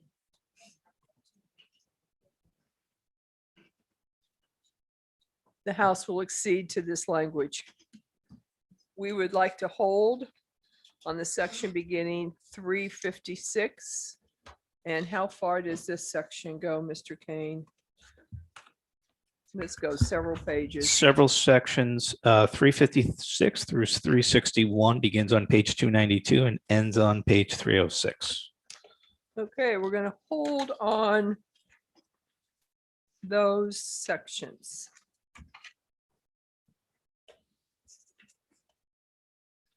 That brings us to 362 on page 306. Mr. Kane, can you walk us through this, please? Sure, this is a section that the Department of Administrative Services had approached the Senate relative to annual and sick leave for unclassified and executive branch employees. I think this is something that the department believes will help them recruit and fill the unclassified positions, which allows the formerly classified employees to maintain any leave that they accumulated prior to transferring to that unclassified position. As I understand the current law, if you switch from classified to unclassified, you lose all your accrued sick time and vacation time. They pay you for it, but you no longer have, in case you get the flu or something, you no longer have any built up time that you can stay home. Is that correct? Correct. Unclassified don't earn leave time. So I believe you'll be paid if you left that position, unless it's retirement, you paid your annual and your comp time, as well as any bonus leave. This allows them to carry forward your annual comp and your sick to that unclassified position, so that in the event you retire from that unclassified position, when you retire, you can be paid for that service and use that. Thoughts of the House? The House will accede to the Senate. Turning to page 307, we now are all into sections that the House did not have. So 307, does that go along with what we were just discussing, Mr. Kane? It does. Sections 362 through 365, which begins on page 306 and goes through page 307, are all related to what we just discussed. The next section would be relative to 366, which is a new section on the bottom of page 308 that was added by the Senate relative to abolished positions, which states that any position that was vacant on July 1st, 2018 and remains vacant shall be abolished by September 30th. It does provide the governor to provide exceptions as necessary, and then a follow-up report to the fiscal committee on how many positions were impacted. So if your position was vacant prior to July 1st, 2018, and 3 years later, it's still vacant, it's gone, the money's gone, budgets are reduced, correct? The House accedes to this language. Did you say we have a preliminary on how many positions this might affect? Senator Daniels may have the number, hundreds of positions. I believe this could impact, it could be several $1 million potentially, not necessarily general funds. These are various federal funds, other funds, et cetera. Section 367, which is on page 309, is a section that the Agriculture Commissioner mentioned to us when he met with us in Division 1. However, we didn't have any money, so we didn't go ahead with it. This now appropriates the sum of $100,000 to the cost of care fund for the Department of Agriculture, Markets and Food. And we will accede to the governor, to the House, Senate on this, and it goes along with section 368. 369, this is the new data manager position. Is this the position, Mr. Kane, that after the federal government sent written notice to the Commissioner of Agriculture that they would no longer do the data entry, he had to have this position? That is correct, relative to the dairy program. And the House will accede to the Senate on that page and that section. And if there's a continuation, no, that ends it. All right, we get to page 310, Section 370, another new section. Can you talk to us about this, Mr. Kane? Sure, these were two positions that the Attorney General requested position reclassification relative to, there's an Attorney 2 position transferred to Department of Justice in 21 from HHS, as well as another position related to an Assistant Attorney General being abolished. So this was an Attorney General's request that the Senate did approve. Questions from the House? Is this a pay raise? There are no dollars associated with this reclassification in this particular item. We okay with this, guys? Okay. The House succeeds to the Senate. Mr. Kane, can you talk to us about 371 and 372, please? Sure, 371 and 372. I'm blanking on the Senate bill that went through that created the National Guard Enlistment Incentive Program. The language from that Senate bill, I believe it was Senate Bill 43 or 143, was added to House Bill 2 in addition to an appropriation of $25,000, which you can find on Section 377 on page 312. And this is for the National Guard Enlistment Incentive. You will see, if I stay on page 312, you will see the bottom or in the top block that defines relative to the state treasurer credited to New Hampshire National Guard Recruitment and Retention Scholarship Fund has been removed. And I don't believe that program was funded in the budget, but I'll confirm with Mike Hoffman. That's correct. The scholarship program had no appropriation in the budget request. And this program replaces this former National Guard scholarship program. So we're going to repeal the scholarship program and replace it for the same amount with an incentive program to try to incent people. And they had discovered, because they do get free tuition at the university and the community colleges, that they didn't need the scholarship program. So the House will accede to those sections.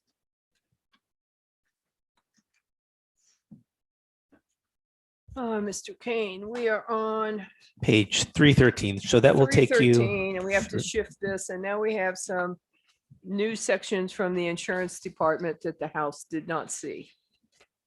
Yes, they did establish some additional positions in the insurance department, a director of life and health with the salary determined by RSA 941A, which is the Joint Legislative Employee Classification Committee, as well as the position of Director of Property and Casualty. And with insurance, no general funds would be involved. And what about section 380? Does that relate to this? Yes, I'm sorry. Section 380 on page 314 also relates to section 379. Okay, the House will accede to that language, which brings us to 381. Section 381 on page 314 appropriates $200,000 in 22 and $200,000 in 23 to the Business Finance Authority for providing equal grants to regional economic development corporations. And what does that mean? I'll defer to the Senate on that. Sure. Thank you very much, Madam Chair. This money is for the administrative costs of the regional development corporations. The RDCs operate both a loan and grant program for small businesses. Jack Cuddy in our neck of the woods is one of the 10 RDCs. So this was why the Senate chose to fund it. Okay. House, okay. The House will accede to the Senate language, moving us quickly along to page 315. Page 315, section 382. This is a $25 million appropriation from fiscal year 21 to the Housing Finance Authority's Affordable Housing Fund. I think many committees in both the House and the Senate hear from people on the lack of affordable housing and making affordable housing available in the state. Is this appropriation to be spent in this fiscal year or this fiscal biennium? This would be non-lapsing. So based on the timing of the passage of the budget, it'd be for future years. Okay. The House is going to accede to the Senate on 382 and 383. We have a new section from DNRC 384. Mr. Kane, give us the background on this. Sure. Section 384 was added by an amendment from Senator Hennessy. She was contacted by the Bureau of certain trail organizations in her area. This has to do, there's no cost associated with this. What it does is it allows any grant and aid provided. So basically snowmobile or OHRV fees that are given to these organizations.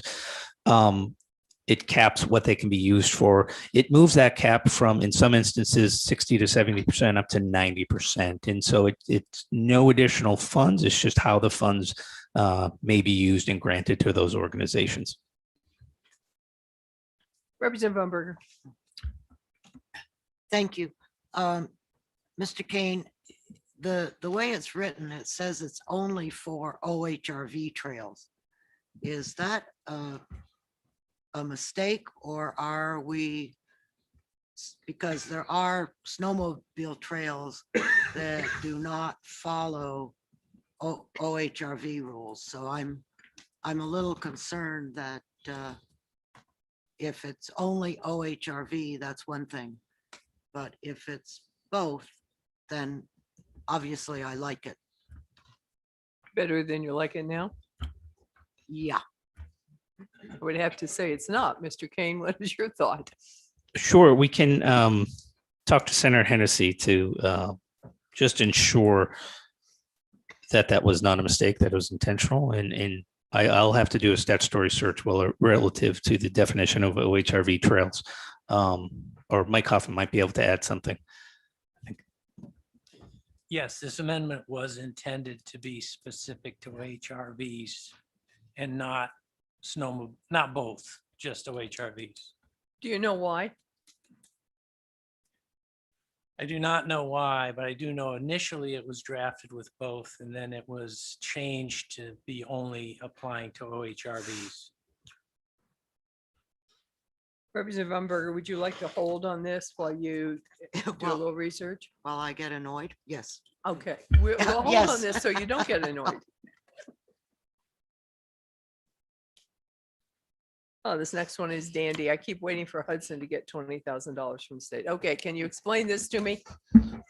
Sure, sections 385 and 386 on page 315 appropriates $20,000 in fiscal year 21 to the Hampton Beach Area Commission. This would be non-lapsing. Can the Senate tell us what they're going to do with that?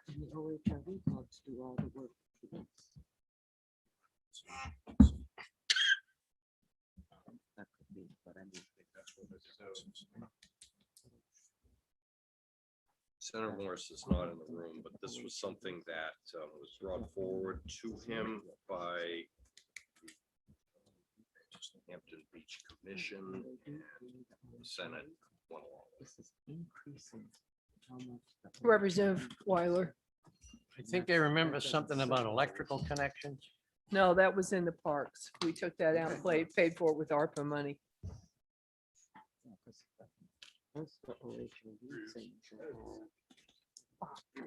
Senator Morse is back. Senator Morse, can you enlighten us a little bit on Hampton Beach? Yeah, you might want to leave again. Okay. Oh, I know where it is and I know how much it is and I know. 20,000 in section 385 on page 315. And this is not jokingly, I wouldn't go to Wakes. Senator Stiles asked that we help Hampton Beach out and she made a request of $20,000 in order to create this master fund. And it's probably the least request that Senator Stiles has ever asked That's for for sure. Hampton. And we said we'd agree to it in the Senate. House, are we okay? I'm okay. Yeah, we will accede to this. All right. Mike, we're zipping Sure. right along. Yes. Section 3, that brings you to section 387 on page 316, actually sections 387 to 388. This is relative to an appropriation of approximately $3 million for the so-called Granite Shield program. I have an amendment on that someplace. Yes, you do. We can hand that out. Oh, that would be lovely.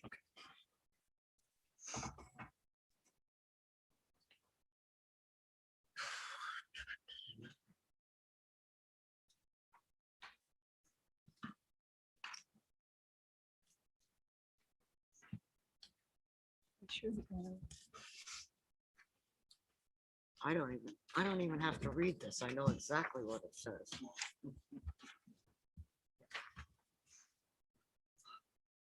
Thank you, Mike.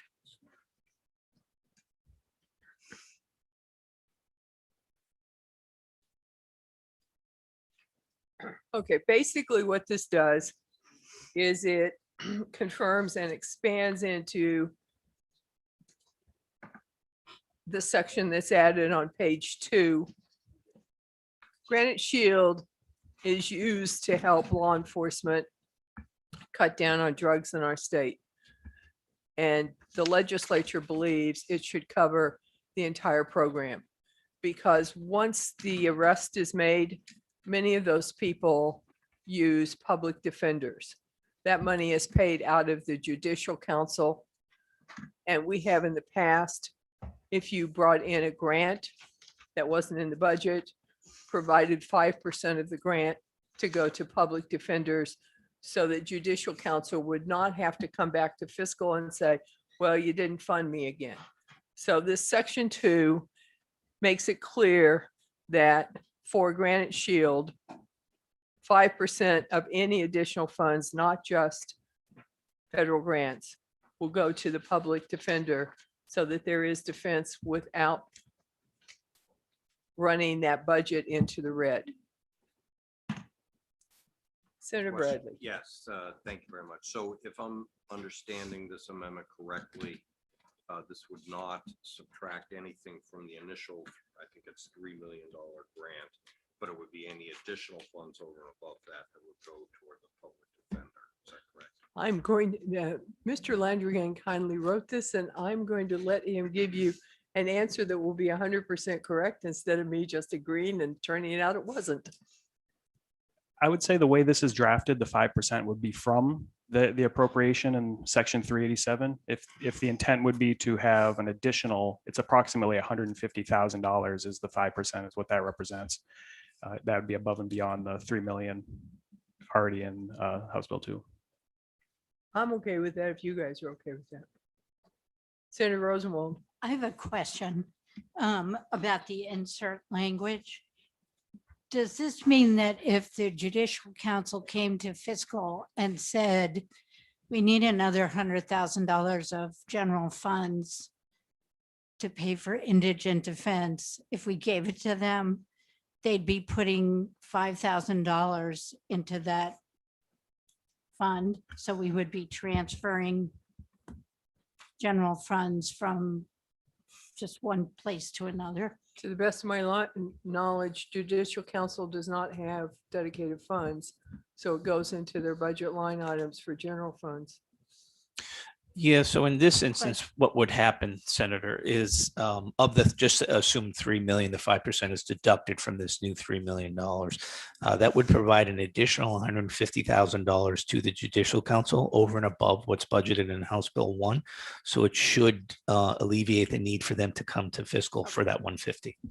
Thank you. So, Madam Chair, I would move to accept your amendment with an additional amendment to ensure that these are additional funds, not from the existing Granite Shield grant. That would be fine with me. Mr. Landrigan, can we make that happen without waiting for paperwork? Yep, we can do that. Okay, is there a second? Second. If the House is in favor, please raise your hands. We are unanimous, Senator Morse. Senate is unanimous. And with that addition, we accept lines, sections 387 and 388.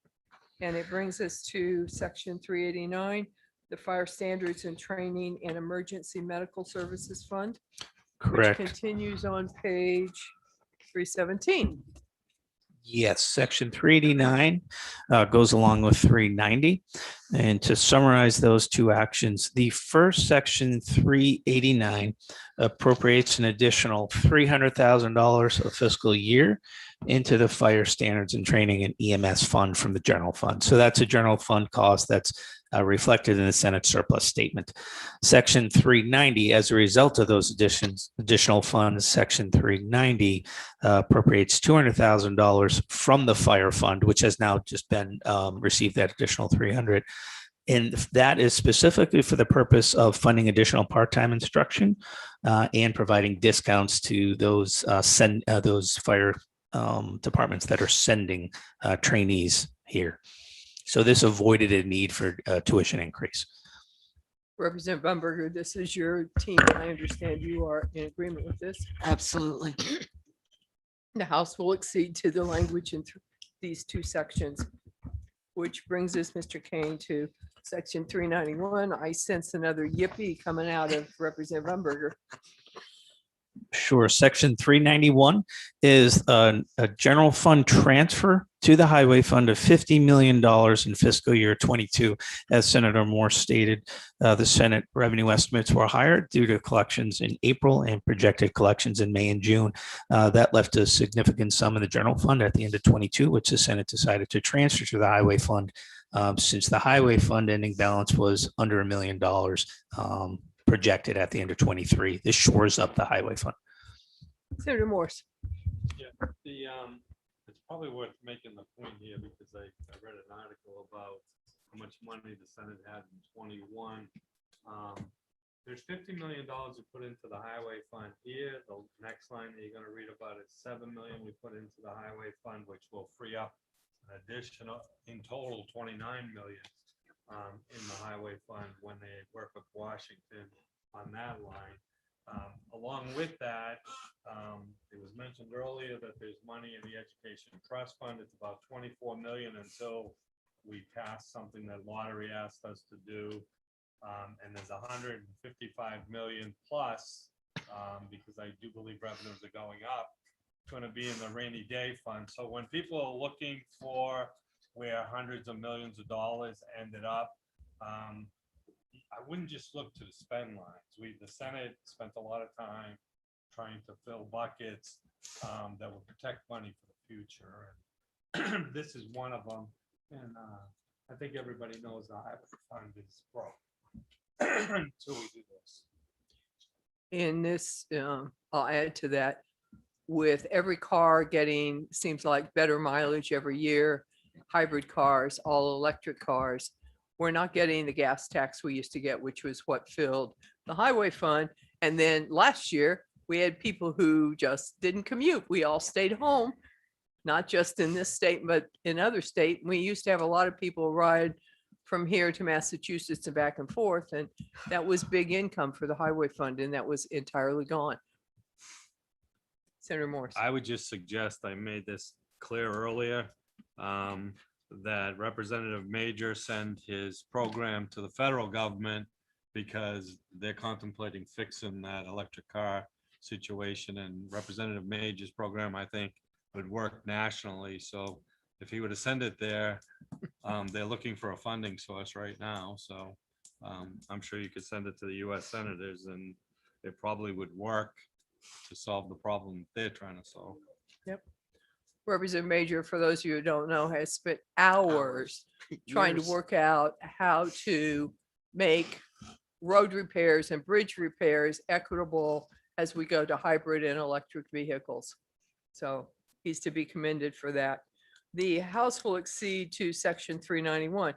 In section 392, with the $7 million, we actually free up, I think it's 29 million in the highway fund, because this is something that the state owes the federal government, gets it off the books, reduces state liability. So it just improves our bond rating and anything we can do to do that. And we are acceding to that as well as section 393. Madam Chair, this actually, well, we've all been working on another committee with federal funds and everything. This was something we researched. This actually sends 29 million back to New Hampshire after we pay off our obligation. Oh, excellent. So we get 29 million more for paying off the obligation. That's even better. Oh, Mike, 394, we're going to remove toll booths. Sure, section 394 and 394A would remove the exit 10 toll from the F.E. Everett Turnpike in the town of Merrimack. And we'd already voted that no tolls would be collected there. So the House will accede to both of those sections. Can you brief us on 395? Sure, section 395 is an appropriation of $3.25 million in fiscal year 22 for the purpose of funding a reconstruction and reclassification project of a 2-mile road, Caleb Hill Road in the town of Tilton. Is this the road that the veterans home is on? I believe it's an access to the veterans home. It's one of the roads that you can access the veterans home from. The House will accede to this section. That brings us down to 396. Section 396 is a general fund appropriation of $5 million in fiscal year 22. And the purpose of this appropriation, as well as an appropriation contained for the Port Authority of $4 million and 25, allows the state to access $20+ million of federal funds, which they were able to leverage with appropriations, but could not use turnpike toll credits, which is the typical match. So this would bring in the 5 million plus the 4 million 25 would bring in, I think, in over $25 million of additional federal funds. Okay, so this cash match gets us more than $25 million into the state. We will accede to section 396. And that brings us to 397, which starts on 318, goes to 319. Yes, section 397 on 318 and 398 is relative to an appropriation that was provided to HHS previous biennium for child welfare. This allows that appropriation not to lapse until the end of fiscal year 22. So no additional money. It would allow the money not lapse, and then it would be available until the end of 22. So we're extending the end date. That's correct. Representative Edwards, yeah. The House will accede to 397, 398. And now we are at 399. Starts on 319, goes into 320. Mr. Kane. So I may turn to Kevin Ripple. I believe this is a change requested by the Office of Child Advocate, if I'm not mistaken. Kevin, do you have any background on that? Sure. Sections 399 through 402 actually incorporate a portion of Senate Bill 157, and they just change reporting requirements for the system of care for children's behavioral health. So all you see here are some new requirements being added and some statutory references being changed to reflect the new requirements. What happened to Senate Bill 157? The Senate laid it on the table, obviously, for the purpose of putting it in the budget. Thank you. And what this is to implement Senate Bill 4, which was the child system of care, which I think we've all seen what's happened during COVID to kids and mental health. I think the department was in the process before COVID struck of starting to stand up the program. Obviously, it got interrupted. Protecting this lapse, make sure it does in the end get implemented.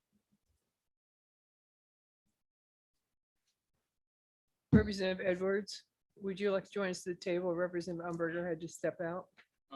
Can we just hold this one? You can hold this if you want. We will hold this.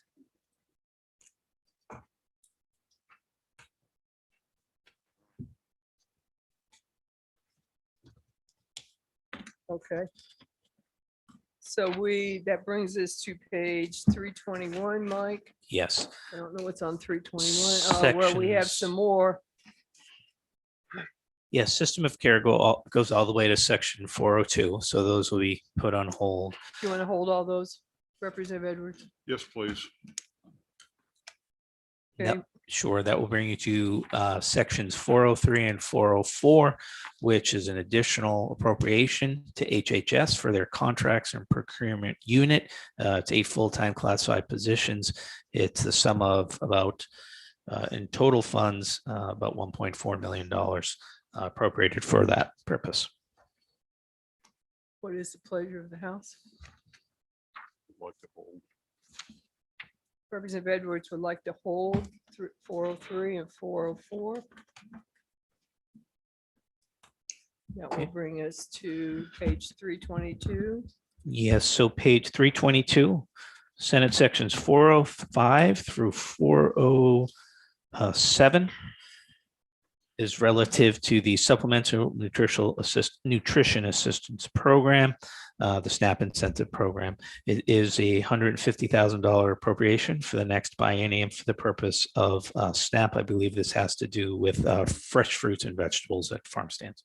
This is a bill that the House also has. I believe we had a public hearing and we have it retained. What is your pleasure now, Representative Edwards? I'd like to accede and thank Senator Hennessy for picking this up. Okay, the House will exceed to 405 and 406, which relates, and 407, which relates.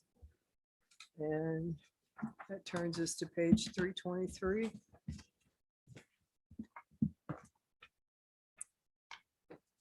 Sure, page 323 at the top of 323, Senate section 408. This is an extension of, I believe it's presumptive eligibility under the Medicaid program through the end of the biennium.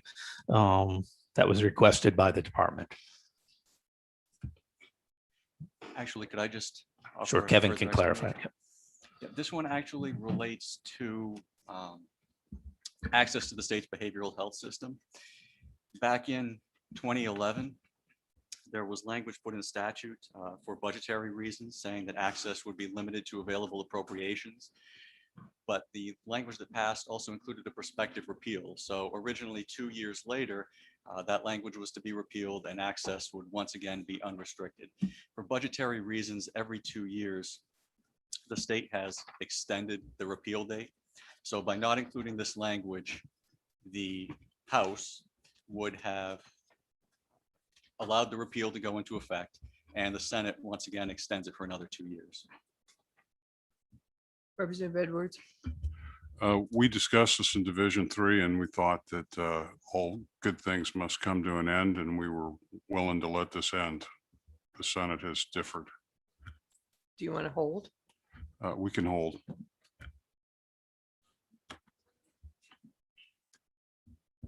Mr. Kane, section 409. Section 409 is relative to cost of living adjustments and Social Security benefits under the Social Services Block Grant. Kevin, do you have anything to add on that one? Or? Yep, this allows the department to implement the cost of living adjustment without going to the Joint Legislative Committee on Administrative Rules every 6 months. Representative Edwards. I think we're going to cede to this. The House will exceed to 409. Thank you. 410, please. Section 410 is relative to presumptive eligibility for home and community-based care services suspended for the biennium ending June 30th, 23. Representative Edwards. I think we can accede. House will exceed to 410. 411, please. Section 411, I think I'll turn to Kevin. It establishes a committee relative to Social Security waiver programs, but can you add anything, Kevin? I don't have any more information. It would Okay. study Just- wage parity among different provider groups.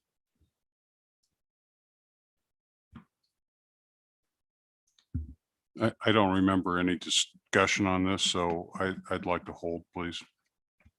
This is Senator Rosenwald. Yes, this is something that Senator Gaida and I worked on during committee with the organizations that provide services to a variety of Medicaid waiver programs that have different reimbursement rates.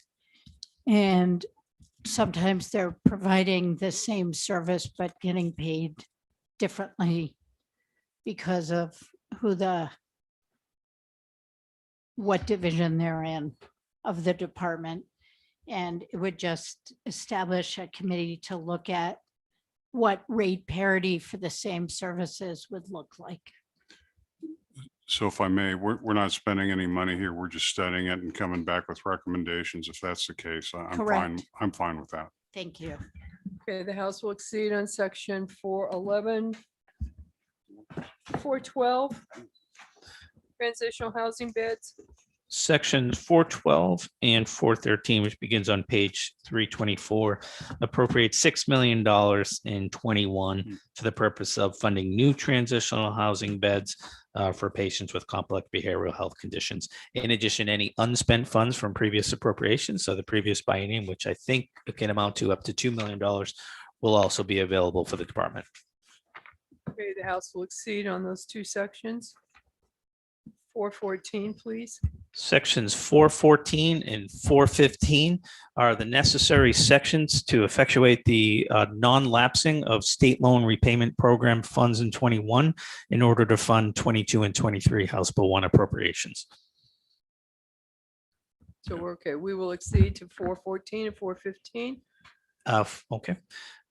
414, 415, 416, and 417 on page 325 effectuates the changes in House Bill 1 recommended and adopted by the CSC for Medicaid services. So any unspent funds at the end of 21 shall be carried forward into 23 and be available for expenditure for Medicaid. So this is consistent with the actions taken in House Bill 1. The House will exceed on those two sections. Beginning at the bottom of 425, moving to the top of 426 is the forensic psychiatric hospital. Correct. Is there discussion from the committee members? Senator Rosenwald. Thank you. Thank you, Madam Chair. This is something that got started in the current biennium where we had appropriated a pretty significant sum of money, but the project did not get started. The result is it's going to cost 50% more money, but also think we should reflect on the fact that we're changing the policy here. And we will, if we adopt this provision that the Senate adopted, we will be allowing private prisons to operate the secure psych unit.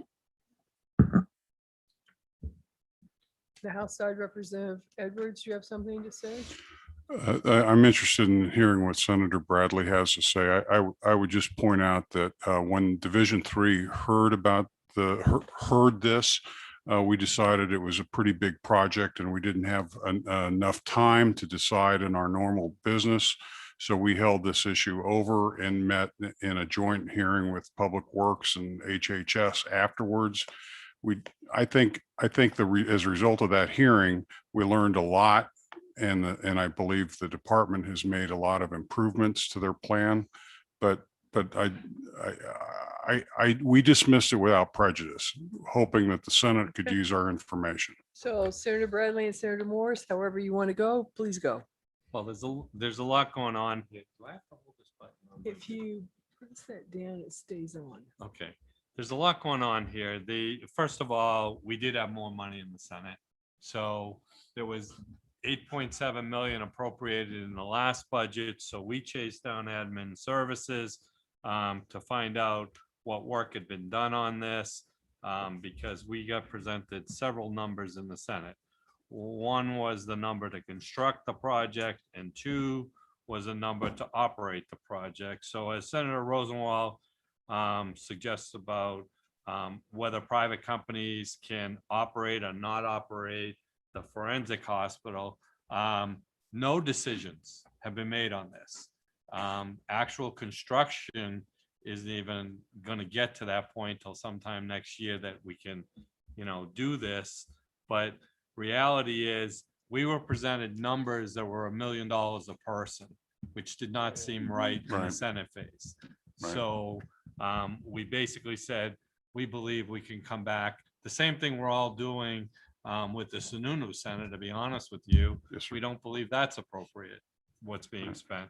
So we do believe that we need to build this building, because if you look at the people that are some of the people that are landing in New Hampshire Hospital, they could be in this building, and we could free up DRF beds, which throughout this whole session right now, we're carrying numbers in DRF beds that aren't acceptable for children or for adults. So there's all kinds of solutions being worked on. This is one solution that if it were built on the hospital grounds, which is not the work they originally started out with, they were going to do a freestanding unit. They think they can achieve, some ability to bring down the costs if we do it on that property. And they asked us if we appropriate 30 million in the Senate, don't put so many strings on us right now that we can't work to get this project done. So we gave them some flexibility. We had the money from 2021 that we believe could be freed up for this, because you didn't have that choice in the House. And we do believe it will help us with DRF beds. And in the long run, we believe we can make it affordable. I don't know what the solution is going to be on how to run it, to be honest with you. Senator Bradley. Yeah, and let me just add too, when we authorized in the last budget, the $8.7 million, my understanding is there was a proviso in that budget that said it would not be run as a for-profit prison. That, if I understand it correctly, law still applies here. So while that could change, I suppose, my understanding is that it would not be subject to private operation. Senator Rosenwald is going Thank to you. offer. Well, I a think, different I get, opinion. could we ask the LBA, because I think what we had been told was that this Senate's new language did make a change to what the operation of the SPU could be. I guess I'll just turn to Kevin, see if he's heard anything from the department on that. Or Operation as far as who could operate it, the department or a private entity. There was talk about adding some language to include the restrictions that were included in the trailer bill 2 years ago. I don't believe that language ever made it in. The language that was in the trailer bill 2 years ago is still in effect, however. It applies to that original $8.75 million appropriation. So I'm not really sure how that would be interpreted going forward, given that this new appropriation has been made.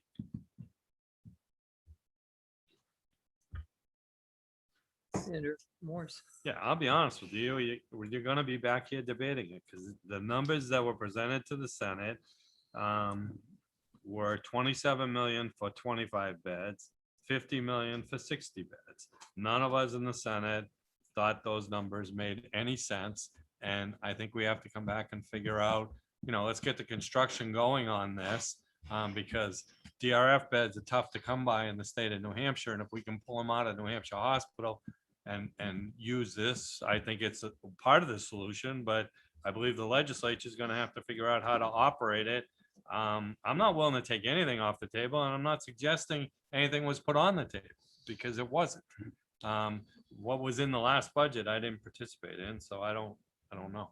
Yeah. I think we should just acknowledge that we've made some progress, because from what was being proposed in March as a standalone building, they've got a co-location that's going to save us on staffing inevitably. And so already they've looked at the operational costs long-term and figured out a way to drive those down a little bit. I don't think we're done with the operational piece, but when we met on this, there were no operational estimates. So I think we're getting smarter, but we are going to have to continue to work through it. So the House is going to accede to these two sections, and obviously more work will be done. Both sides are talking about that work. So we will move forward together. That brings us to 420, Mr. King. Section 420 and 421 relate to an action taken in House Bill 1 for non-lapsing some 21 available funds for nursing services in nursing facilities of about $11 million, which is budgeted in a restricted account in House Bill 1. So sections 420 and 421 would allow that to occur. The House succeeds to those two sections. 422, please. Sections 422 and 423, I believe, are related to home visiting programs for Medicaid eligible pregnant women, infants, and families with children up to the age of 1. And Kevin, do you have any more background on that? I don't. No. Okay. So we don't have any additional That's okay. background to defer to the Senate. So The House will accede to the Senate. Section 424, please. Section 424 suspends the graduate medical education payments under the Medicaid program. Upon approval of state plan amendment, shall be suspended through the biennium. This is a similar section that's been included in prior budgets. If I could, Mr. Ripple, as I remember this was another one of those examples of something that had been discontinued, but had found another life in our HB2s, and we just allowed it to die. Could you correct my memory, please? I'm not sure there was a vote taken on whether to include this or not. I believe it was included in language that the department presented to Division 3 and asked Division 3 to consider, but I don't think it was formally voted on. Representative Weiler. Was this something we saw in the 529 unique program that they were going to take money out of that? This is unrelated. This is graduate medical education payments that go to hospitals such as Dartmouth teaching hospitals. A supplemental payment provided to those hospitals that has not been provided. If I go back, probably since 2011, potential. I think I'm all in favor anytime we suspend payments, so I'd be okay with this. The House succeeds to the Senate. Section 425. Section 425 appropriates $300,000 for fiscal year 22 and 23 for the juvenile diversion program. And I believe, Kevin, correct me if I'm wrong, that also applies to section 426. That's right, yes.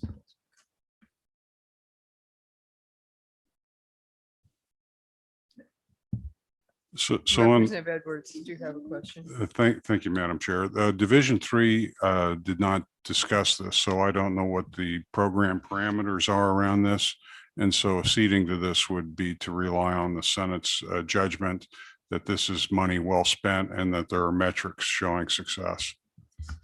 So this is something that Senator Gaida pushed in an amendment, and something, quite frankly, that we have funded these diversionary programs to try to keep kids out of hot water. So they've been successful in the past. And we hope that you go along with us. I'm willing to trust the Senate. The House will accede. We're on page 328, section 427. Sections 427 on 328. Section 428 that continues on 328 goes through 329, and section 429 are relative to the Medicaid dental benefit. It appropriates about $1.46 million to HHS for the purpose in fiscal year ending June 30th, 23 for the purpose of implementing the dental benefit. Representative Turcotte. Madam Chair, request that we hold that. Okay, we will hold that. Mike, I think that brings us to section 430. Yes, On section. page 330. Yes, section 430 on page 330 limits home visiting programs to available appropriations. Representative Edwards, I'd be inclined to exceed. Are you in agreement? Yes, ma'am. Okay, the House will exceed. Section 431. Section 431 suspends the income eligibility and the in and out medical assistance program, which was passed by chapter 39 of 2020. So this is a suspension. We're going to exceed, yes. Yes. Turning the page to page 331, we are on 432. On page 331, Senate Section 432.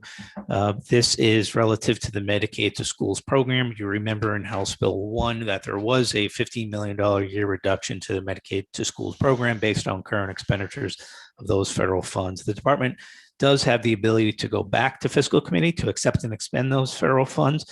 Senator Hennessy did, though, want to require that any request to the fiscal committee shall include a detailed explanation of the types of assistance the department is providing to school districts to ensure eligibility for reimbursement under the Medicaid to Schools program. Bless her heart. The House will accede to that. 433. Section 433 and is an appropriation of $1.5 million in fiscal 21 for the purpose of providing grants to senior centers serving senior citizens for supporting services to combat struggles with mental health and social isolation. This was a section included in House Bill 2 as introduced. It was removed by the House due to revenues and added back in the Senate, which will be applied to 21 and non-lapsing until the end of the biennium. That's for 433 and 434. Representative Edwards. I have a question for Please. Mr. Ripple on this, if I may. There was another item that came across in HB2 for $1.5 million. And that was positioned by the governor's office as a way to upgrade barrier materials and senior citizen centers. And because this is about seniors and it's the same number, 1.5 million, I'm just curious, is this the same appropriation under a slightly different purpose, or are we doing something different here? This is, you saw this language in the House. Something very similar to it was included in the governor's recommended House Bill 2. The only difference here is, in addition to the appropriation being made out of fiscal 21, is originally there was a provision allowing the money to be spent on infrastructure improvements, and that language has been removed. So no infrastructure. All right. So the bad part of it that was like 80–90% of it got removed, and this new purpose has been injected. I think we should hold this and discuss it because it's shape shifting under us. Okay, we will hold 433 and 434. 435, Mr. King.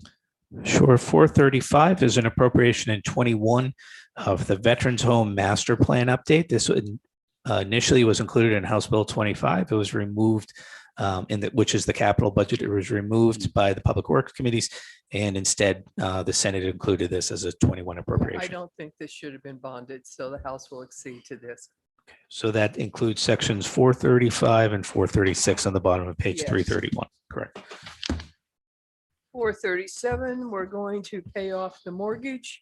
Yes, on page 332, section 437 is currently a $2.715 million appropriation from the general fund to pay off the lottery building mortgage, which they purchased last biennium. It will reduce debt service costs by about $200,000 a year. I believe we have an amendment for Senator Morse. Okay, Senator Morse. I have amendment 1917S that would basically just take the funding, lottery, working with their accountants, said the appropriation to pay off the debt should come out of lottery, which means we'll probably lower education fund at the end of the year, I would think. I don't know, Mike Kane, by 2.7, Thank but you, we'll Mike. increase the general fund, rainy day fund by 2.7. That's basically what this will do. That's correct. Do you move your amendment? Sure, if I can. Sure, go ahead. Senator Bradley moves. Representative Weiler seconds the adoption of amendment 2021-1917S. All those in favor on the House May I? side, Can I ask a question? you may ask a question. Thank you. So this money, instead of coming out of general fund, comes out of the lottery pot Before lottery transfers money out. before, okay. Lottery's made a ton of money this year. So I know, and I'm I- hoping they make a ton next year plus yeah. 2.7, but so this just really is making sure that lottery keeps itself within lottery. No, lottery's accountants believe they have to do that, but this was so that we save $400,000 in the Okay. budget. Yeah, all right. No, That's why we did. I got it. Okay, thank you. Okay, so the House is in favor. Raise your hand. Yes. The Senate. Motion passes. And with that, we have moved those two sections on. I want to hold on the Keno license fee. Okay. Which is section 439. Section 440, Mr. Kane. Sure. Section 440, you remembered earlier today, you discussed how historic horse racing was signed into law by the governor, I believe, last week. Senator Gaida had an amendment. He was approached by one entity that would like to offer historic horse races.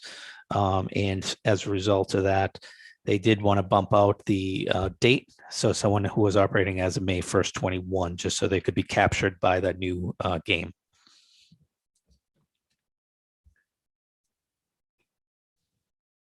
Representative Umberger.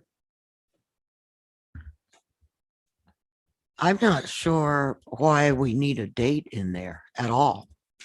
I mean, because if some other facility comes along in 2025, does that mean I have to have a bill to allow them to do historic horse racing? Mr. Kane, do you want to answer that? Um, Before I call on Representative Rosenwald? Yeah, so I probably defer to Senator Rosenwald.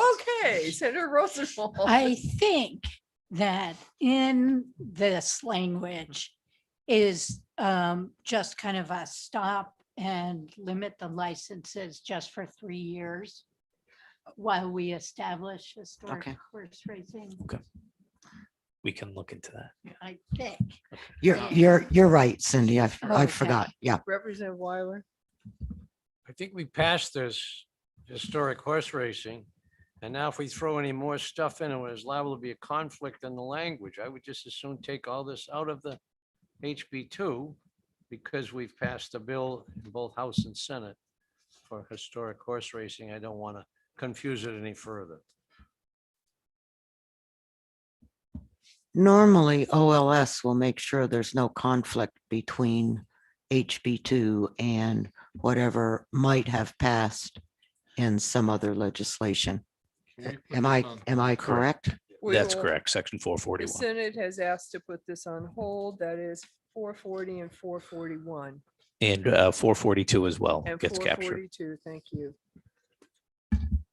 So that moves us to 443.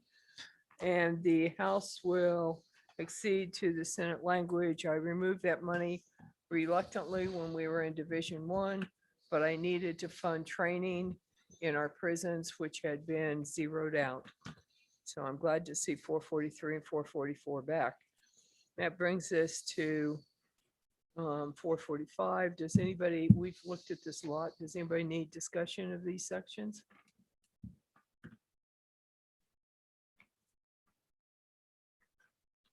We're in agreement, we're exceeding. The House exceeds to section 445 and the applicable associated sections. Mike, you may know those numbers better. than Yes, me. through 447, which I Through believe 447. goes all the way to page 346, I believe. Yes. Okay. We just zip through a bunch of pages. And we would like to hold on 448.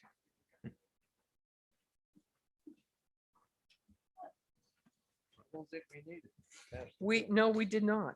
We killed the bill. We killed the bill or not? We're gonna hold and double check.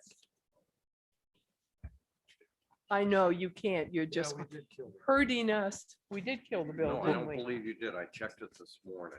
We're gonna hold and There double was a check motion ourselves. to- Well, that's fine, but I think there was a motion to table that failed. We will double check.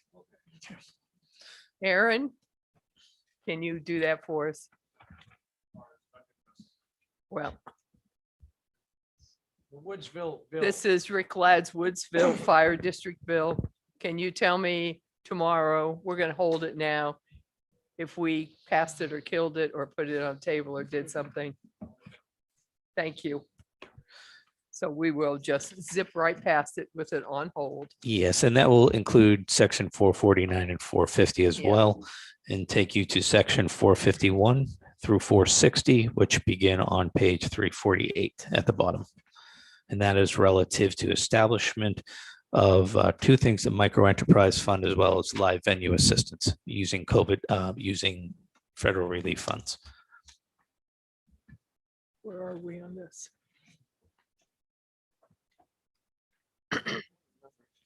Mr. Speaker.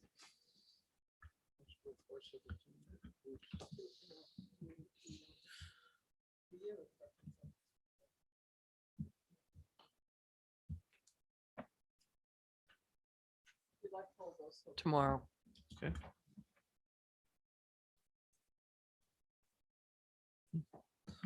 So we'll hold sections 451 through 460. That will bring you to page 353 with Senate section 461, which is an appropriation to the Department of Health and Human Services for child protective service worker positions.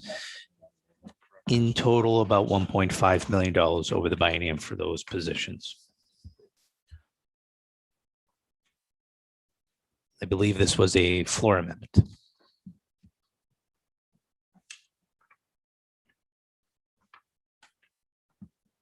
Okay, we don't seem to know what we want to do with this one. Okay.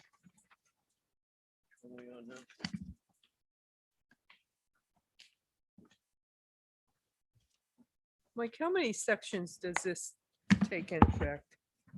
Relative to the micro enterprise relief fund and Save Our Granite stages, Yeah, that's 451 through 460. through 460. 460. Sorry, that ends on page 353.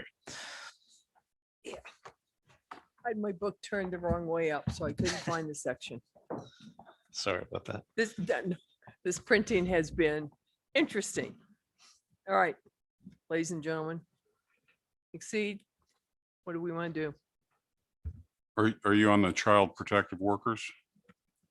Micro enterprise relief fund and Save Our Granite stages still. We're holding all, you want to hold all that? Okay, we want to hold all that. Okay. That will bring you to page 353, section 461. Now we've moved on, Jess, to yours. Yes, and this is the appropriation of about 1.5 million over the biennium for child protective services, of which about a little over $1 million is general funds. So Division 3 did not cut these. We supported the governor's budget. What we did do though was we imposed a ceiling at 3,000 to give the commissioner flexibility to hire priority hires. And I'm not sure where this additional headcount is coming from, since I don't believe it was sourced in the original governor's budget. So going back into the 2019 session when we passed Senate Bill 6, we authorized all of these positions. As I recall, right now, there are 37 unfilled positions at DCYF. So what this amendment does in section 461, it funds 10 of them, of the authorized positions, over and above the 37 unfilled. And the remaining 12, because there were 22 additional positions that were authorized, the remaining 12 could come back to fiscal for approval. So it was approved in the past budget, and the whole design of it is to get the caseloads down to a manageable number per caseworker. But isn't the problem right now, they have, as you noted, 37 funded but unfilled positions. So one of the reasons the caseloads don't go down is they can't find people to hire their positions, rather than we're shorting them staff. Isn't that where we are? What, we are not shorting them staff. No, that's absolutely true. These are difficult jobs to have. There's high turnover. The department has made a great effort since, I think, a number of us, starting in 2017, Senator Carson, I think, led efforts to increase the number of positions at DCYF, given some of the notable failures that had happened, deaths among children under DCYF care. The Office of the Child Advocate was formed at that point. So over that period of time, many more positions have been created. And according to Senate Bill 6 from 2019, if all 22 of those positions and the 37 positions that were unfilled were filled, then we would have a full complement. But again, Representative Over, because of the difficulty of the job, so that has been the issue. I think the department has, made great strides in trying to improve DCYF, but difficult jobs, certainly exacerbated by COVID too. So the second question I have before we leave that, and then Representative Weiler's got a question. And Representative Edwards touched on this. These additional people still are not in addition to the 3,000 they've allocated. It's a cap of 3,000 employees, but 10 of these may be part of that 3,000. Is that where you are? Well, under Senate Bill 6, and I can't remember the overall number of new positions that were funded, but my understanding is when the budget was first submitted, there were 22 positions that were not included because of the vacancies. This amendment that the Senate adopted would fund 10 of those 22 Right. with the ability to come back. But still under the top max of 3,000 employees for HHS. Yeah. LBA would have to answer that question. I do not know. Mr. Kane, the House would like this to be clear that it's still 3,000 is the top number of employees that HHS may have. Okay, so we could draft an amendment to refer to that section in House Bill 1, just to make sure it's consistent with the actions taken by the committee on House Bill 1. Would that be a new section? We could probably add it to these provisions, since this is chapter law. We could probably just add a subparagraph 3 clarifying that. So if Representative Edwards, if we're going to do that, we will have to hold this. Representative Weiler still got a question, but Representative Weiler. Thank you, Madam Chair. Since we earlier decided to eliminate positions that had been empty for 3 years, that might apply to many of these positions. So might be a conflict here. One Senate Bill 6 and 19. So my understanding is that when we adopted this amendment, we overrode that provision. Okay. Because of the need, quite frankly, to protect children from abuse and neglect. I'm just wondering if we need to add language to say that this is an exception.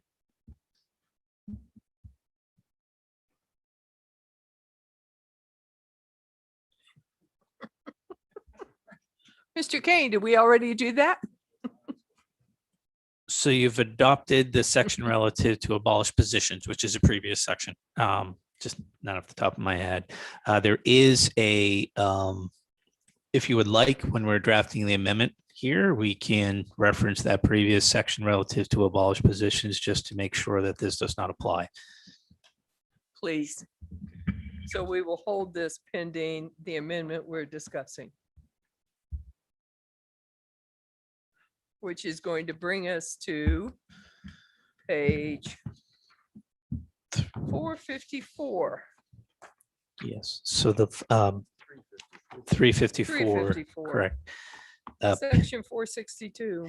Yes, section 462 is an appropriation of $600,000 in 22 and $600,000 in 23 to HHS for the purpose of funding community collaborations and parental assistance programs at HHS.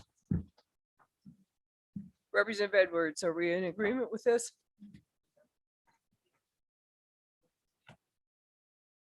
We don't actually know what this is, so we should hold this and get an explanation of what this community assistance looks like, because I don't think we talked about Well, this. maybe in Division Mr. 3. Ripple could help us right now. I can give you a brief explanation. I know the funds would be used for contracts with 4 entities to facilitate improved parent-child interactions and reduce child maltreatment. And I know that one of the contracts would be the Department of Corrections. As far as what specifically the funds are used for, I'm not sure. Okay, we're going to hold this. Mr. Kane, I would like you to pass out amendment 2021-1907H, please. Okay.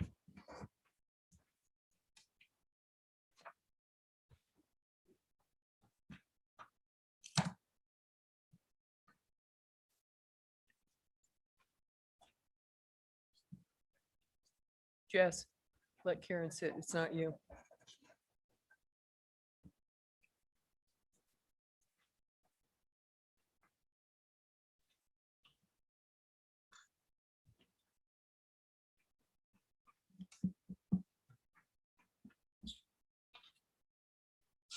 I have a copy. Okay, to my friends in the Senate with 24 members, we in the House have 400 members. We will be having our last House session still in the Bedford Sports Arena.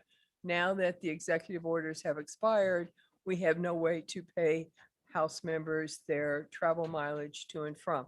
So we would, and you're out of money. Don't give me that. So You hit it all.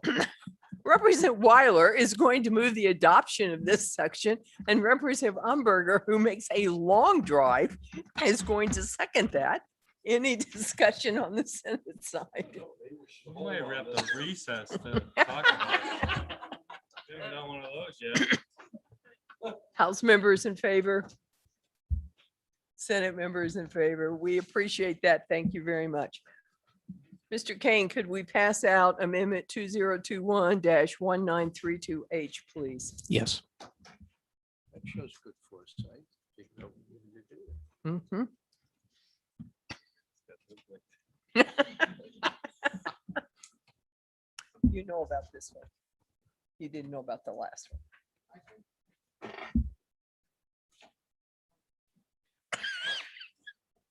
You're sounding like the Senate. So you could do it 2 times? No.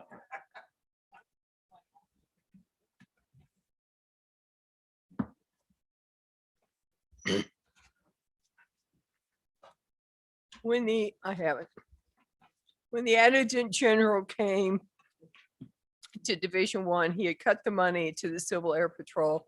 Representative Edwards talked about that when we talked about HB1. We do now have more money. It would be the House's position that we would like to restore that funding to a level fund.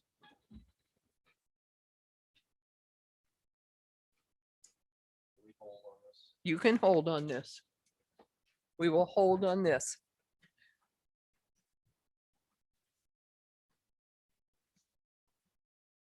That is actually, I think we're at the end. Oh, Karen, do you have an amendment you would like to present? Yes, I do. This is amendment 2021-1944. And it's dealing with Gun line. the gun line.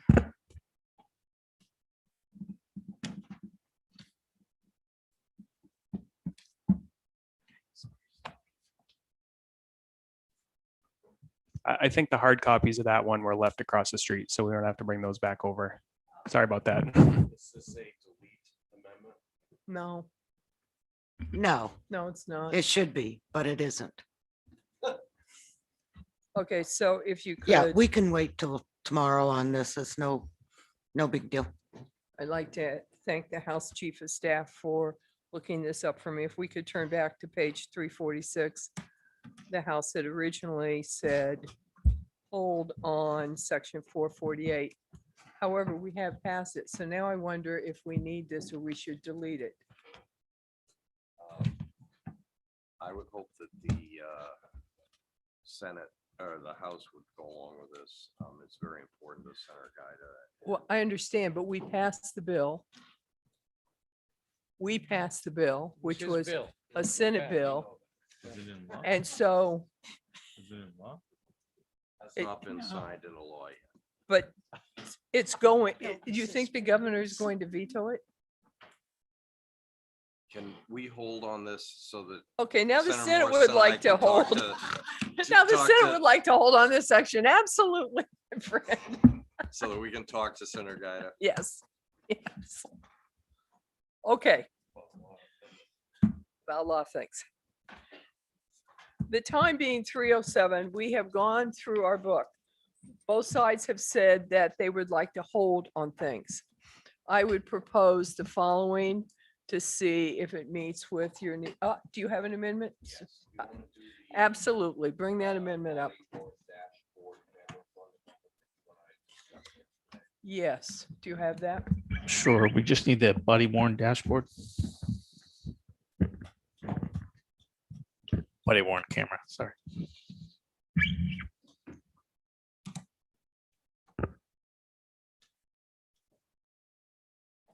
And do you guys have any other amendments you want? Okay. We feel kind of the same. Yeah.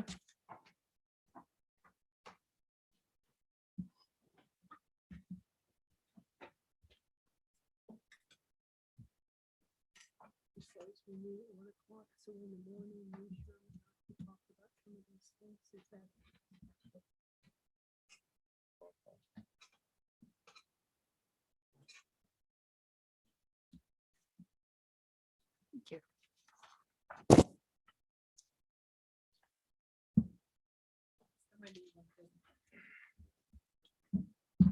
Okay, we have in front of us Amendment 2021-1939S from Senator Bradley. Senator Bradley. Yes, thank you very much, Madam Chair. This amendment ensures that the provisions of House Bill 2 with regard to body worn dashboard camera fund take precedence over Senate Bill 96. This is fleshed out the appropriation more. As I recall, Senate Bill 96 only had $1 appropriated, and it had somewhat different language, but I think this is a more comprehensive approach. Representative Bumberger. Senate Bill 96 did not come to you because the House did not do second committee bill, so you didn't see it. But I did read it over the weekend because Senator Bradley had called me. It would have come to you if we'd done second committee bills. My understanding is that the Department of Safety is currently looking to get a comprehensive contract to lease body cameras, which will make it cheaper overall. And this ensures that not only these guys, but Department of Corrections in their use would be using the same contract for leasing, which will reduce the cost significantly.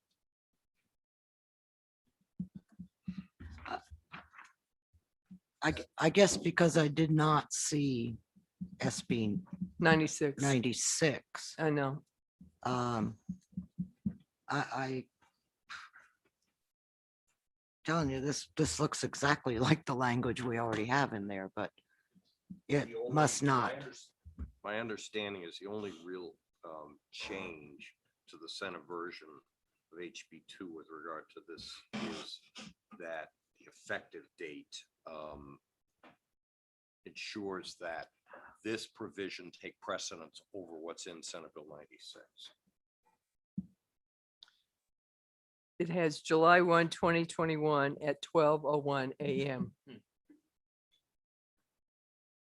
So 1 minute past midnight, this goes into effect. Doesn't have an appropriation. The appropriation remains in section 146 unchanged. That's $1 million. Yes.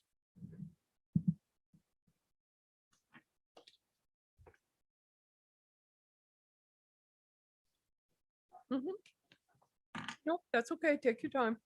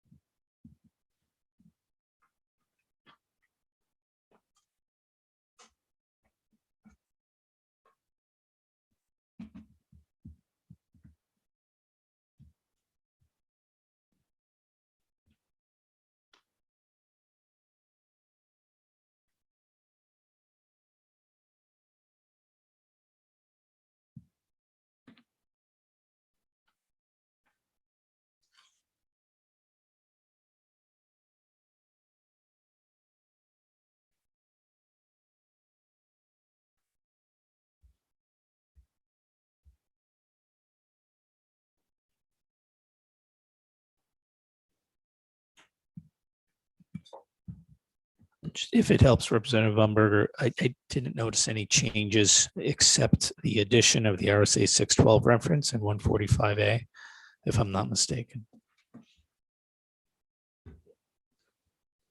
The reason I say that is that the effective date,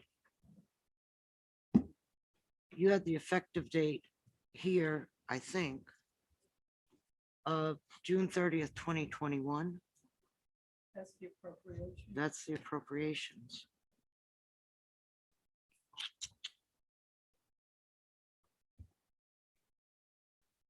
Is it okay if Representative Turcott asks the question? Yeah. Yeah, thank you, Madam Chair. Could someone once again just explain what the purpose of this is and exactly what it accomplishes? Thank you. So the purpose of this, let's back up a little bit. It was a recommendation of the LEAC Commission that the governor implemented last year that to the extent possible, police forces have dashboard or body video just to keep a record, if you will, of anything that might happen. I think it's broadly supported by law enforcement. You know, in my conversations with the chiefs of police, they are fully supportive of this. I think it's a way of protecting police officers. So I get all that. I'm just the actual change, the slight difference in the wording. What does that accomplish? well, as I said before, it's the effective date to make sure that this supersedes Senate Bill 96.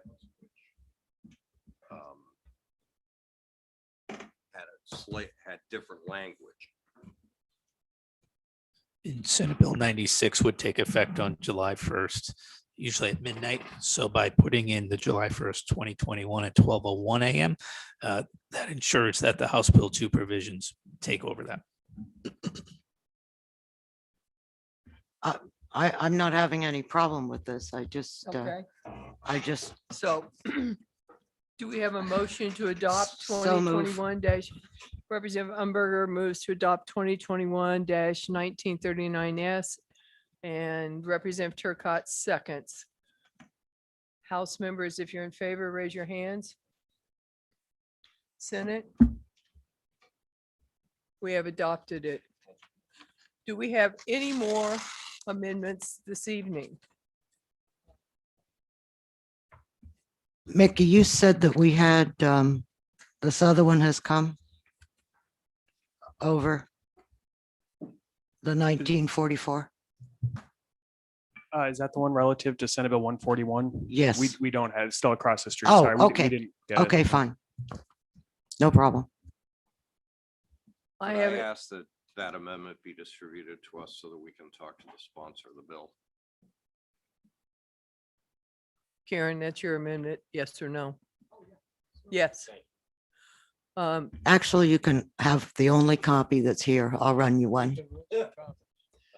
Mr. Shea, I sent you a text at lunch about one more amendment we need. I assume that hasn't come yet. We've gotten that. We haven't gotten that. Okay. All right. Do we have any other amendments? And when that amendment is ready, can you also distribute it to the Senate members as well as the House members? Thank you. And that amendment adds the audit that DAS Commission would like to have on where we are on a certain funds. So. Okay, then I think we're now ready to propose where we're going to go. I would propose that this committee of conference reconvene at 1 o'clock tomorrow in this room. We have mornings when both bodies probably need to work on some language. We've passed some amendments out to you. We didn't make any attempt to work on. We've got some amendments that we just saw today. So is that agreeable to the Senate? Yes. Then we are in recess until 1 o'clock Tuesday, which is tomorrow. Thank you.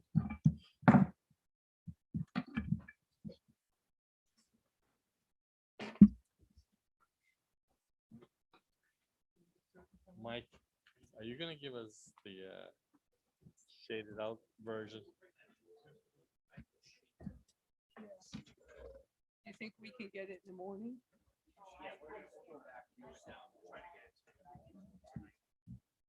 Bring it up to Janet and we can go through it.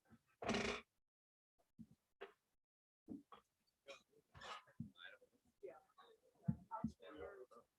Sure. What time do you want to be in the house?